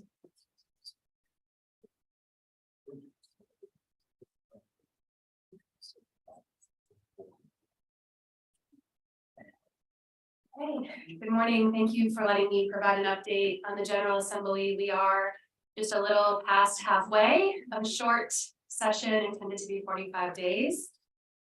Before I get into it, I just really want to extend a big thank you. Can advance the slide, please. A number of you have offered and gone ahead and done outreach on our behalf for our budget initiatives. So thank you for that outreach. Mary Beth, I want to say an especial thank you to you for joining us in Richmond, I guess it was last week, to do visits. I also want to thank Shadi, who will be accompanying me later next week with a group of students. And as Deborah already mentioned, Mr. Elder will have a full slate of visits next week. Again, so just extending my thanks to you all. It's been a true team effort to date, so thank you. My intention here with this presentation is just to make you aware of where we are in the process, report out the cost numbers, so how the budgets are looking out of either body, and share with you our intention for the next 2 weeks. So in mid-December, that's when the governor releases his budget and we have an idea of what the executive budget looks like, what he has chosen to fund. On January 11th, the session convened. We have a couple of days there to file our amendments. These are our budget priorities that were not included in the governor's budget. We see, so we just came through crossover, February 7th. That's a very key date. That's when the bills have to be out of their body of origin. So by February 7th, you have a pretty good idea of what kind of legislation is going to survive. And you also can see both the House and the Senate budgets. I will just tell you, there is quite a bit of daylight between the two versions. That's not surprising. But once you have that information, you can start making a strategy, and the houses and the bodies can start making a strategy for negotiating your budget items. February 25th is the adjournment date. We have not heard to expect an extension, but you never know. And then the governor takes action. Typically, April 12th is slated this year for him to sign the budget, and then typically monies we receive become available July 1.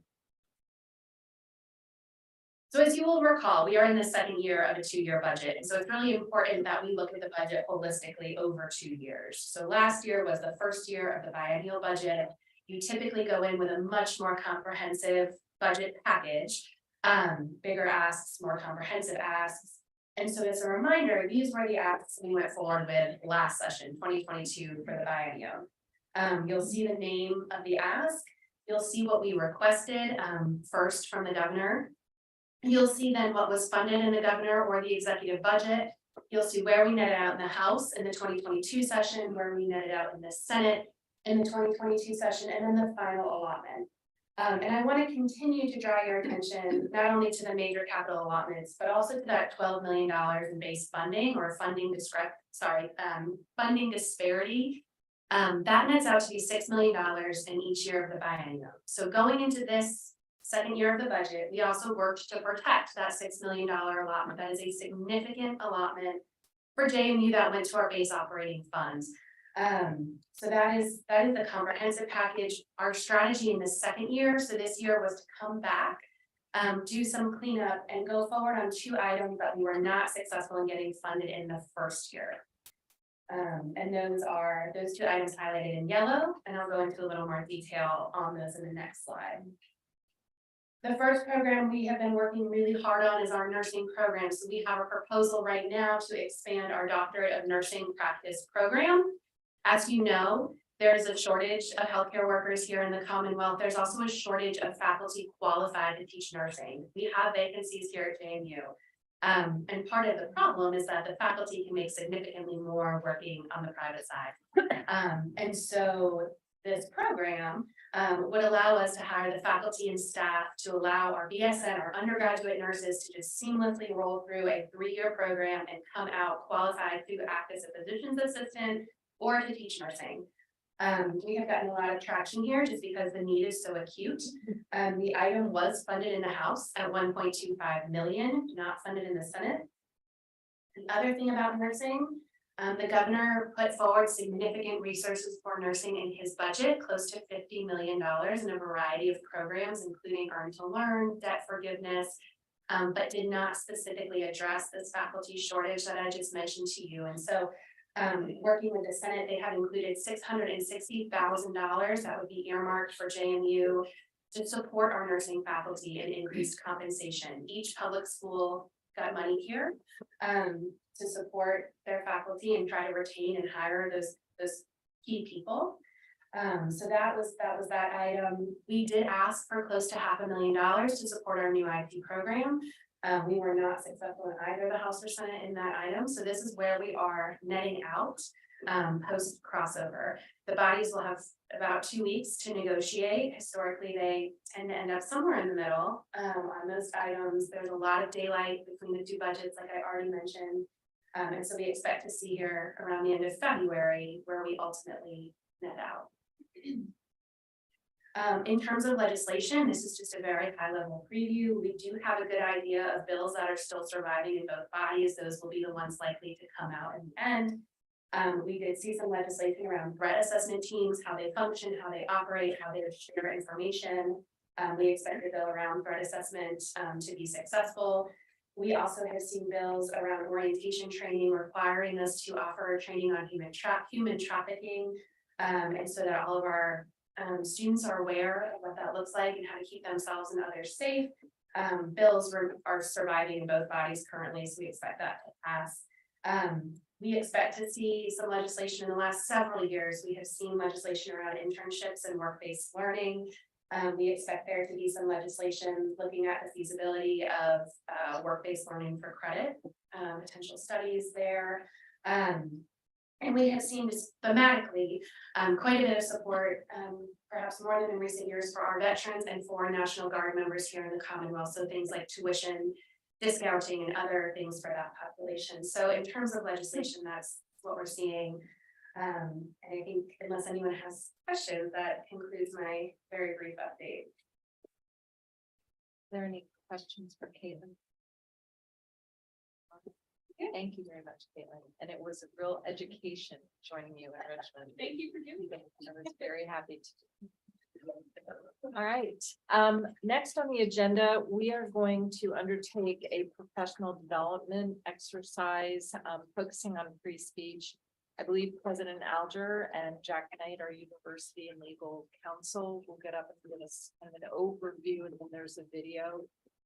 I have seen the video. It sounds daunting, but it's almost 10 minutes long, but it really goes quickly. So I think you'll enjoy it, and the time is to be very emotional.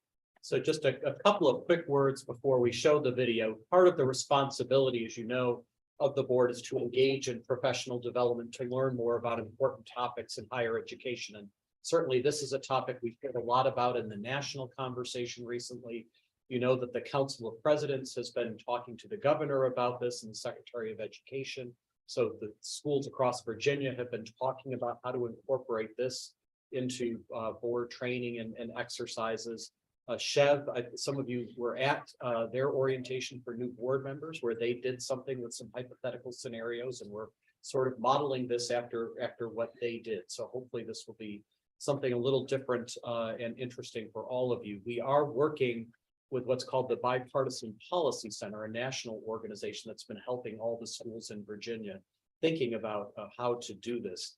Jack is going to share some initial legal points. This is not meant to be a law school class. I know we have some lawyers around. You have an unfair advantage. But then after that, we are going to take a look at this video that was prepared with a lot of support from our Center for Civic Engagement, and really want to express thanks to them. And then, of course, we will be breaking into small groups. But Jack? So I'm going to give you the 2-minute crash course on First Amendment law, so you're all fully prepared for your exercises. So as you know, JMU is a public institution, which means we have to comply with the requirements of the First Amendment.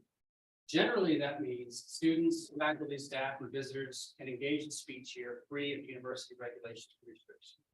Of course, there's a notable exception to that rule. The university can establish reasonable and viewpoint neutral time, place, and manner restrictions on speech. So a student can spend the day on the quad promoting his political candidate choice. The same student can't say the same things about the same candidate loudly in a residence hall at 3 o'clock in the morning, for example. Another example, or another exception to be noted, is the fact that there are certain types of speech which do not enjoy any First Amendment protection at all. So I'm thinking about defamation, incitements to unlawful activity, or truth threats. So you can express a critical opinion of university policy, and that's fine. You cannot, however, threaten violence against the person who enforces that policy. That's not okay.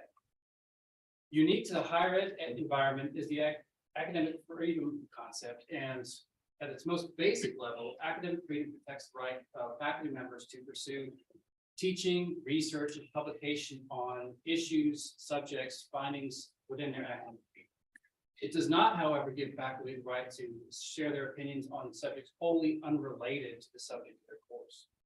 And one more thing to be careful of is the university employees, when they're speaking in their capacity as an employee, generally don't enjoy freedom of speech like we think. They're speaking on behalf of the institution, so they are speaking for the institution, which means their speech can be restricted. However, when they speak as a private citizen on a matter of public concern, they do enjoy the full protection of free speech. You'll see these situations are very challenging, they're very fact intensive, but they also present really good opportunities for learning and the free civil exchange of ideas, which go to the heart of the university's mission and vision. So they're actually exciting things to deal with. That's your 2-minute crash. All right. Okay. Jack, so I think we are ready for the video. I'm sorry we don't have popcorn, but at least you have M&M. So pretend you're at the theater now. It's important for free speech to be protected, especially in today's political environment, because it's really important to be able to balance two differing ideas and still being able to function and articulate what you feel and your reasoning behind these things. And without articulated reasoning and being able to say, this is what I think and why, I think we don't function as a nation. And to have those conversations protected, even if it makes you uncomfortable, I think it's still incredibly important, because if you're competent enough and you really want to understand the other side, these are the conversations that need to be had. We're not just voicing how we feel, but we get to actually talk and have conversations that aren't always the most comfortable or like easy to talk about, but they're definitely things that are important to bring up in classroom. So being on a university campus, the purpose of being here is to learn. And of course, it's important to learn the ins and outs of your major so that you can have a professional career. But it's also really important to expose yourself to different opinions so that you can grow as a person and so that you can really critique what you believe. On this shared pursuit of truth, you're going to formulate the best ideas. You're going to come to your convictions, your beliefs about how the world should work, how our government should be structured, what your political beliefs are, if you're exposed to a diversity of ideas. And that's my job as a faculty member in the classroom, to create an environment where students are not protected from ideas that they disagree with, are not presented simply with one point of view. If that is the case, then we're not doing our job as a university. That's our goal, to have a free exchange of ideas. As someone that's worked in a congressional Democratic campaign, especially during these politically turbulent times, I think it's important that we discuss our ideas with each other and we can bounce our ideas off of each other and really refine what we want as a society, not what we're told by other people. This past fall, I had the pleasure of working on Governor Youngkin's campaign. And during that experience, I got to meet a lot of people who had very different beliefs than mine, but also had some overlap with mine. And that really highlighted to me the importance of being able to seek to understand what people think rather than trying to not hear what they think. In a public university context, we have a responsibility to be able to share our own ideas, but we also have a responsibility to listen. We need to hear ideas that maybe even make us uncomfortable. I found that students and faculty are good at this. They want to hear ideas that they may disagree with in order to formulate their own. And there's a misconception that many colleges in the United States are only liberal ideas, and that's just not the truth. And the thing that I've liked most about JMU is if you actively seek out those conversations, if you actively seek out differing views from your own, you can have those conversations. And if you're prepared for that, a college like James Madison is the perfect place for you, because you're able to have these conversations while also keeping things civil and making friends along the way. As a woman and as a public policy administration major, my classes are very male dominated. It's allowed me to kind of find confidence within my own voice to speak up about opinions I have, and also have conversations with typically young men who maybe have never really interacted with a woman in the political section before, and also help them grow. And it's kind of a weird give and take that I never would have expected from the kind of crowd in my courses, but I'm really appreciative of it, and I wouldn't have gotten that had I not attended JMU. It's important to me to have free speech on campus because it is a free dialogue where people can come together and hear other sides and other opinions, whether you agree or may not agree. As a conservative on campus, I feel comfortable talking with my friends on the left side of the aisle, and I hope they feel comfortable talking to me as well, because I truly care about a diverse environment of speech on campus when talking about a range of issues. I think free speech is very important, especially for minority students, because sometimes minority students either feel or they have been forced to feel that free speech is not for them and they can't exercise their right. But it is a First Amendment right that everyone has. So that's something that they should be able to know. And if they're unable to, I think it's good to have like a department like us at the Madison Center of Civic Engagement, or students like myself who have also felt like they were unable to articulate their voice, to show that that's something that we can do here at college, beyond college. There is a deficit of trust in this country from universities, where many people are convinced that universities are not committed to the free exchange of ideas, to free expression. And that responsibility falls on us to communicate exactly what we are doing in the classroom, what we are creating as a community here. And I think at a place like JMU, that's an exciting challenge, because if someone were to come to our campus, they're going to see that students are not afraid of ideas that are challenging them. The faculty members are not trying to indoctrinate students into their own worldview, but are intentionally trying to create a community where there's a shared pursuit of truth for the common good. that's something that they're going to see. And so we have that responsibility to communicate what is our project. And that project is reason, debate, sharing ideas that maybe we might disagree with in that shared pursuit of truth. And I wish that we could sprinkle some of those elements from JMU into every area across America, because by having these conversations, every student at JMU is going to go and is going to change the world in such a magnificent way. And maybe if they'll enter into the political section, they can kind of end some of the debates and find more compromise because of this, what they've been taught through free speech and through learning other people's values. Because this institution is named after James Madison, the father of the Constitution, I think it's especially vital that we try to foster the values that are instilled in the Constitution, and we try to live up to the expectations of the founders of the Constitution. And I think that this university has taken this leadership role, not only regionally, but nationally. Our president has been really engaged civically, and I think it's really important to keep doing this. One of the things that's been encouraging for me in my role as the executive director of the Madison Center for Civic Engagement is here at James Madison University, free speech, free expression, the robust exchange of ideas is not just a platitude, but this is at the core of who we are, and this starts at the top. President Alger is a national leader in civic education, and he is not only part of these conversations, but leading many of these conversations. I'm in meetings where he is pushing other university presidents to be more out front on issues like free speech. This is neat to be at a place like this where that is not just something that we talk about, but that we model for other universities. After hearing from our terrific students and from Dr. Kirkpatrick at the Madison Center for Civic Engagement, I hope it's clear that we take the First Amendment and issues of free speech very seriously on the James Madison University campus. After all, as a public institution of higher education, it's our legal responsibility to do so. But even more importantly, as educators, it's our foundational covenant with students and society to protect and promote the free exchange of ideas. Assuring free expression in classrooms, at events, and in all we do at JMU is fundamental to delivering the high-quality educational experience for which JMU is known. As I engage nationally with other higher education leaders on civic renewal and freedom of speech, it's clearer to me every day that our biggest challenges as a society are not necessarily the result of a lack of a wide variety of expression in American higher education or in our society more broadly. Rather, I think we must face up to a lack of willingness to listen actively to one another as we exercise free speech.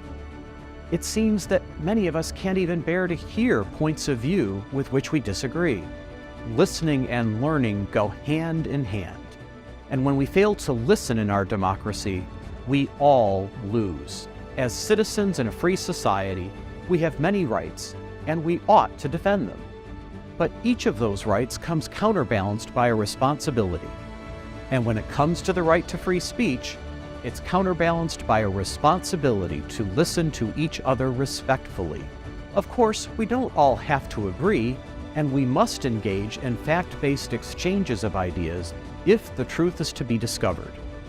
A university should be a place where everyone is exposed to different ideas and perspectives.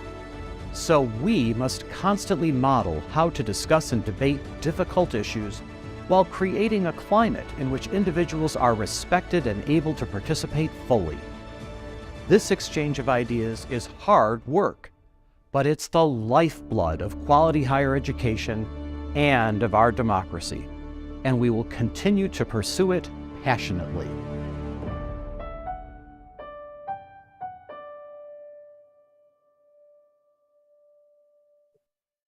As promised, that went very quickly. I do believe there is a shorter version of that has been put together. Nick, Andy, Mike, give us a few words about what that's going to look like. Yeah, we where wanted- it's going. The students were just so eloquent and so thoughtful. We wanted to, like having them here.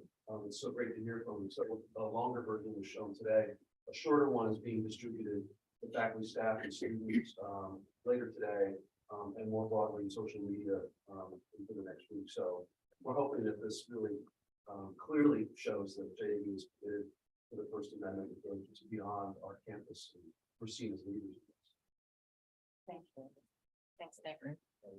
Okay, we are now going to do something a little different. I don't think we've ever done anything quite like this before, but we felt it would be important to give the board members an opportunity to actually think about free speech leveraging scenarios. So we are going to take the next 30 minutes and we are going to be breaking up to small groups. Donna will put the groups up on the board, along with the location. So those small groups are going to be facilitated by staff members who will be joining the board members in the different rooms. Each group is going to be given the same 2 scenarios, and you will have 30 minutes to discuss each of the scenarios. Total, right. So 15 minutes each if you do the math. Okay. When we reconvene, I'd like you to share what you have learned or what are the things that you discussed that needed to be considered. I would ask one board member from each of the groups be the speaker for the group, because we are going to report out and share our thoughts when we reconvene. We are going to be going silent on the bridge line because we are no longer going to be in this room. So we are going to keep it to 30 minutes to be respectful of those who are interested in hearing the board meeting stream live. For those who are participating in the room, you're more than welcome to go into the breakout sessions if you want to, see us participate in this exercise. If not, we will be reconvening back in this room in 30 minutes. The exercise, I do want to try and stress, this exercise is not back with an answer. These scenarios are not specifically intended to have you come back. I don't believe there is necessarily a right or wrong answer to these scenarios. What we are hoping to have you think about most specifically, what do you think is the most challenging aspect of this particular scenario? What are the constituents that you have to think about when you are discussing this scenario? What's the additional information you might need in order to address it? And what are the top 2 or things that you learned in discussing the particular situation? And then for the second one, we're also going to ask, did you find one or the other more challenging to deal with? So again, there is not a right or wrong answer. This is a learning exercise and really to raise awareness of different scenarios that can actually occur on campuses today. Okay. All right. With that, we are truly going, this is not a break. So we haven't built any other additional time. Again, I do want to be considerate of those who will be rejoining on the call in 30 minutes. All right. Okay. Do you have any questions? Whether the rooms are 1, 2, and 3 or possible? No idea.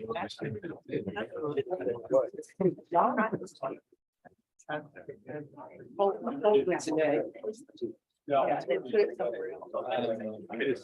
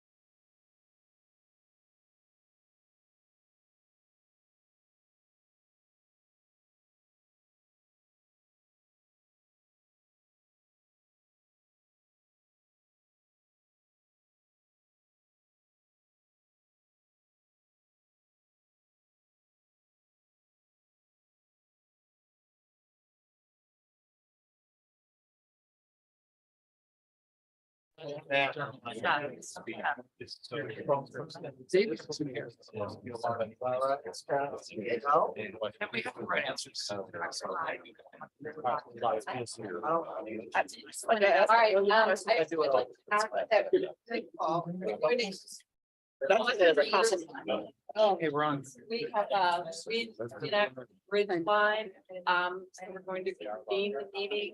Thank you all for being so good about adhering to the 30 minutes. I know at the end of our session, people looked at each other and said, we could talk about this all day because it's so, right word is stimulating. Yeah, invigorating. Great word. So we're going to do this scenario by scenario, and what I'm going to do is call on one of the team speakers to share their ideas and have the other three add on to share any other observations that they may have so that we can kind of expedite the conversation.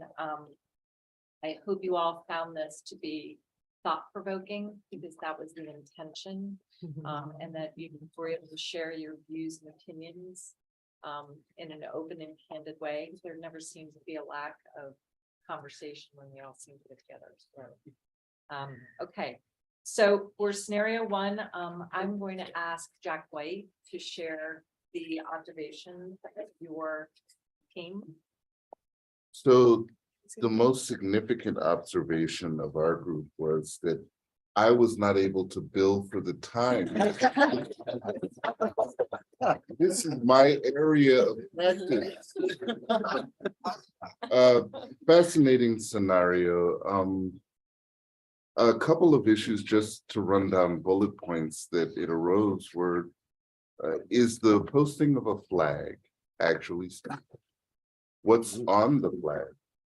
Very interesting that it was posted in a public area, but it wasn't posted like out on the street.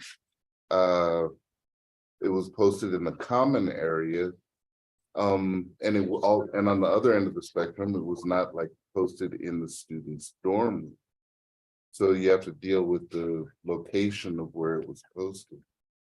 Also of interest was something that the other Jack Knight mentioned, that free speech is not absolute.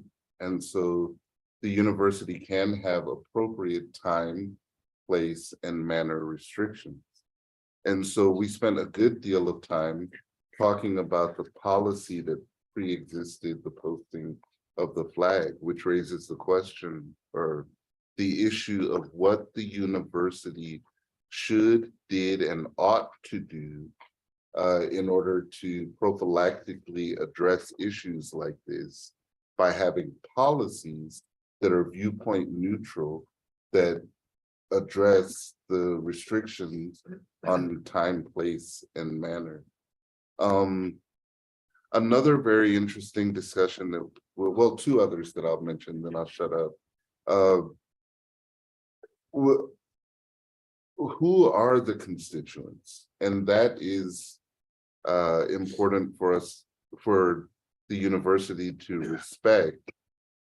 Clearly, the students are a constituency, but the parents calling in, are they a constituency? And, you know, some of us in our group, having paid a whole lot of tuition for our own children, we're like, yeah, as a parent, I'm a constituent. But others are the media, the community, other students, other suite mates, the RAs, and this is an academic, an institution of higher learning. So is this a teaching moment for other RAs on how to deal with all this? And then the last thing is, as you come up with a policy, even though it's viewpoint neutral, do you still address the importance of not being discriminatory in speech or expression and not engaging in harassment in speech or expression? I think those were the high points of what we discussed. And just to clarify, I learned that hanging the flag does constitute speech. And two of our lawyers sitting at the table, and so we were quickly able to confirm that that's in fact the case. So I learned something. It's good. Okay, Xavier, do you want to share for your thing? Yes, I wrote down notes, so I didn't mess up. So we talked about understanding the context of what the flag was and where it was. We said that we just wanted some clarification on what flag was offensive or whatever that was. We also said, does it matter what flag that it is, or what is the flag? Is it hate or is it violence? Who's to kind of determine what that may be? There was a need for potential conversation between the RA and the two students. We noticed in the scenario that, you know, the RA went and had a conversation with one student and they had a conversation with another. Is this kind of going back to Mr. White's point, an opportunity for a learning lesson for all of them to work together and have the conversation? What is the policy at place for switching roommates in the building, and how does the university go about that? Is there a policy that is in place on placing certain items on the wall or in the room? And what is the decision making for that? I hope I covered all of that for my group. If I missed anything. Matt, anything further to add? The only thing I'll add is that, one, I think it's sort of human nature that you imagine the scenario that offends you, right? And so we were sort of trying to turn that around to imagine the opposite, but we were operating under the understanding that the flag was in the bedroom and questioning if there is some, you know, does freedom of speech extend to what is for an individual a sacred space where they sleep and they hopefully find refuge from, you know, rest of campus at a minimum. So that was an open-ended question, you know, does someone's ability to offend another extend to their freedom of speech, extend to this sort of sacred space of a bedroom? We also talked about where it was placed in the room. So was it on the window? So it was actually visible to anyone walking by it, which was. Great. Thank you. Chris? Yep, there was in our group, a general consensus to encourage the students to talk it out amongst themselves before first coming to an RA. And I liked hearing that as a former RA at this university. That's something we would often do and ask, have you addressed it with with your roommate first? And I think that's a lesson that's applicable in life in general. We all agreed on, but also there was a question of where is the line on what we find offensive, and that was, I thought, engaged a really good conversation in our group. Anyone else have anything to add from the group? Covered. Thank you. Thank you. Yeah, we also called out it was the suite mate that was offended, not the roommate, which was. It's a good suite mate is also the roommate. It could be, but it didn't read out that way. So, yeah, it was exactly. That's why this is so thoughtful. That's interesting, because then was the room door open to the suite when the other suites are there in the gap? Yeah. Right. Michael, did you have a comment? No, I missed it. Yeah, it's stop thought. Okay, great. Thank you. So the next scenario was about a faculty publication. I'm not sure if those in the room saw would it make sense to read out the scenario? Would that be helpful? Okay. So I apologize for the first one. I think you got the gist of it, but there was a flag hung in a dormer. The second one is a faculty member publishes an article in a general audience magazine that takes a strong stance on a hot-button political issue in which the country is deeply divided. The article cites statistics and research studies while adding personal commentary about the political stance. On Twitter, scholars from other institutions criticize the article as being politically biased, and some call for the faculty member censor from his political association.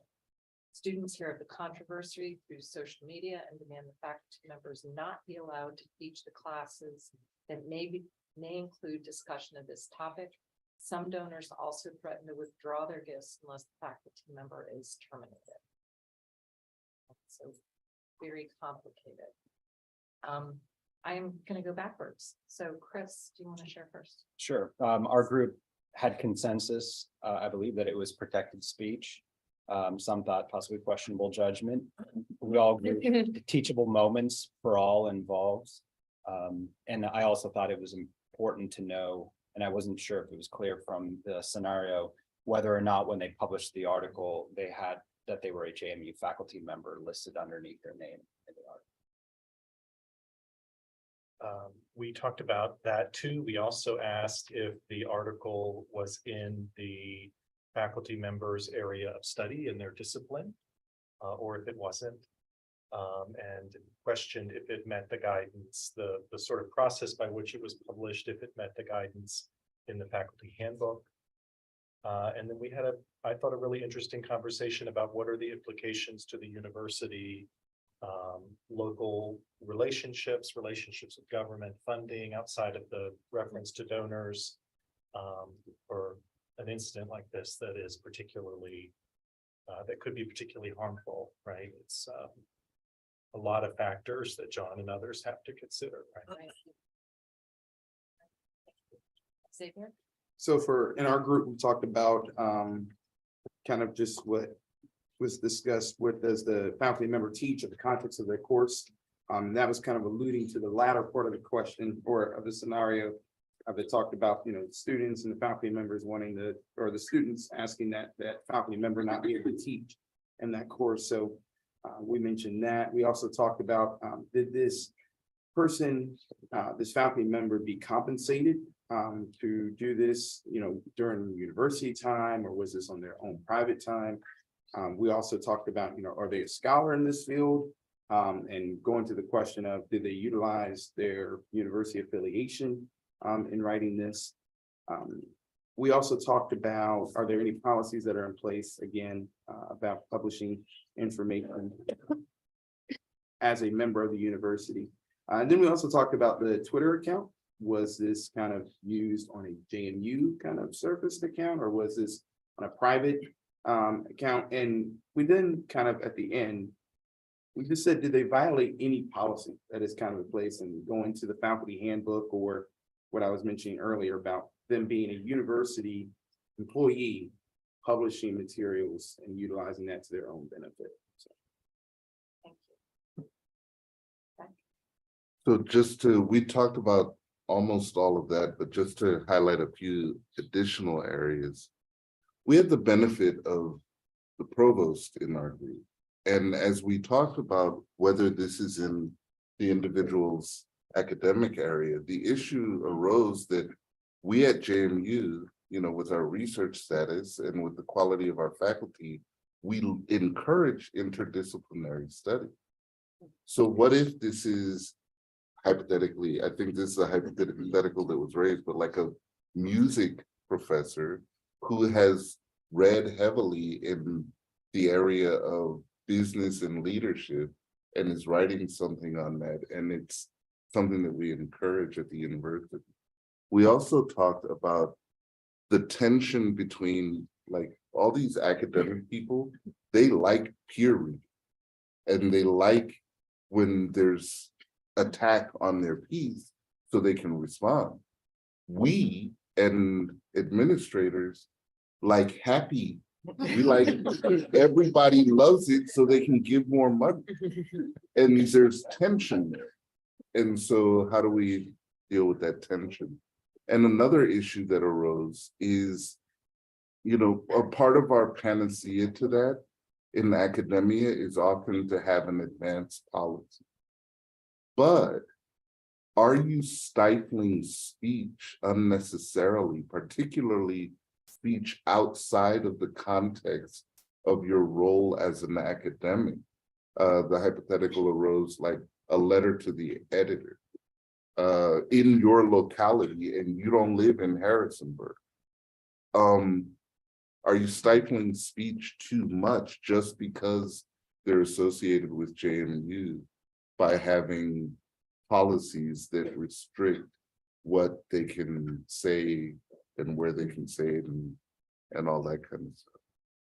Did I miss anything? Covered it. Thank you.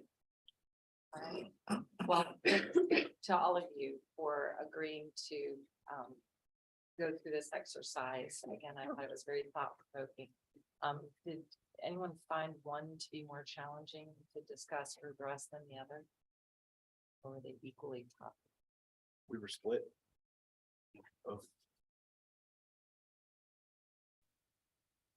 Any other comments or? First, I just would like to thank John for putting this in the packet, because all the reading and the material in the packet was very eye-opening. And I think it helps all of us have a more firm foundation on where the boundaries are, so that when and if this does come up, we're better prepared to be thoughtful in our response. And it does. Okay, very good. All right, before we move into closed session, I think President Elder and I just have one other thing that we wanted to talk about. I found out last evening that this is the last meeting of one of our board members. Oh, for God's sake. Yeah, for telling me ahead of time, right? Right. You know, There you go. Right. that's what I get for So- transparent. Full transparency. So Maria is completing her second term in the spring. So I did want to take a moment to just make sure that we send our appreciation to her. Maria has been one of the few, and I think for a period of time, the only board member who was not a JMU alum. That has changed more recently. But I believe Maria leaned in hard, and we can honestly send her on her, after completing her term, truly saying that she does bleed purple. In her 8 years on the board, and has more purple in her closet, right, for sure. It was a good excuse to spend money. That always a good excuse. In her 8 years on the board, Maria has been a trusted and respected voice at the table. She's been a valuable mentor and someone I know I have been on for both advice and feedback. She's also been a respected advocate and supporter for JMU down in Richmond, which we gratefully. I'm gonna miss having Maria at the table, and personally will have to change my packing list because I no longer need to bring an extra shawl. Turn the heat up. That would be another option. There are many ways to solve these problems. But on behalf of the board, I wanted to thank Maria for her service and to underscore how much she will be missed. Yes, and let me just add.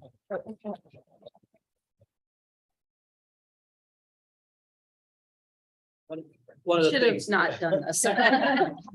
One of the things that we'd like to do as we have board members that are leaving us is just to remind ourselves of their service. And Maria has served 2 full terms on the board with us, and she has served in her first term on audit, athletics, education and student life, and finance and physical development. And then in her second term, athletics, academic excellence, advancement and engagement, and finance and physical development. I don't know if you've missed anything, right? That's pretty impressive. So, but Maria really has been a great advocate for us and a great recruiter, and I hope you'll continue to do that.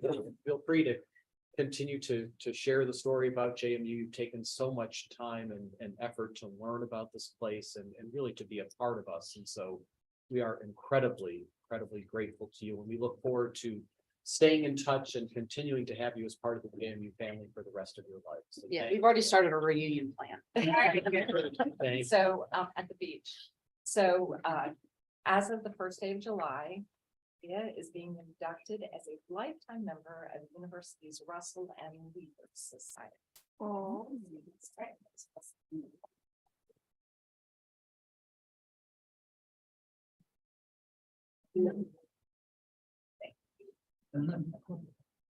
Okay. All right, so our next agenda item is to move into closed session. Could I ask Vice Rector to please take us? Yes. Madam Rector, I move the board go into closed session to discuss the following matters.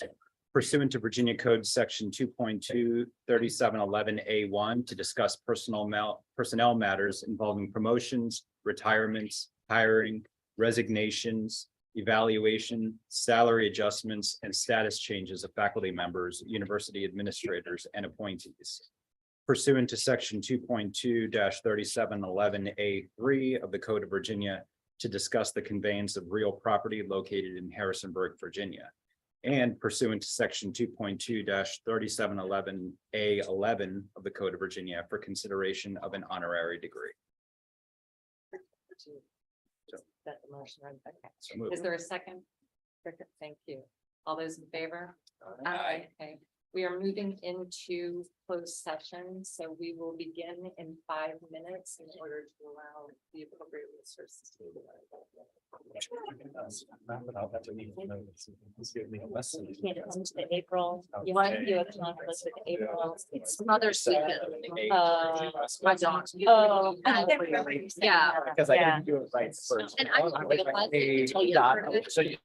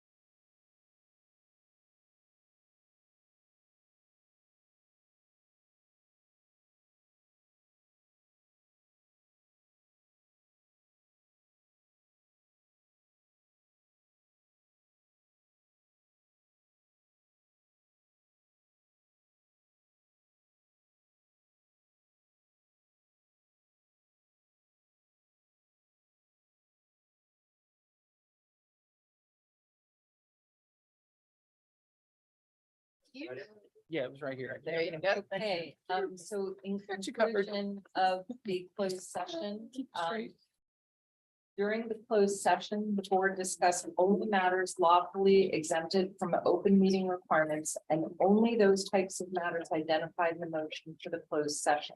So we need to go around the board. John, you're on. Yes. Yes. Yes. Yes. Yes. Yes. Yes. Yes. Yes. Yes. Yes. Yes. Yes. Yes. Yes. Okay, thank you. So now I'm going to ask John Rothenberger for a motion to approve the real estate.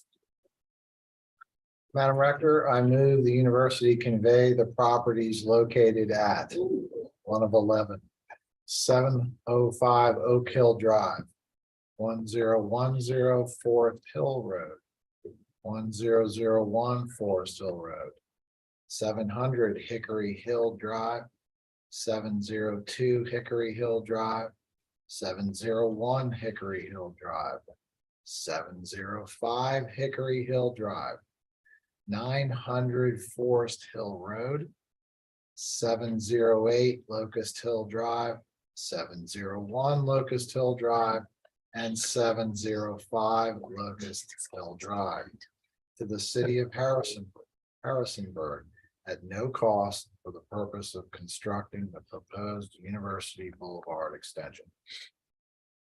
Thank you. Is there a second? Second. Is there any discussion? Could you read the list? I'm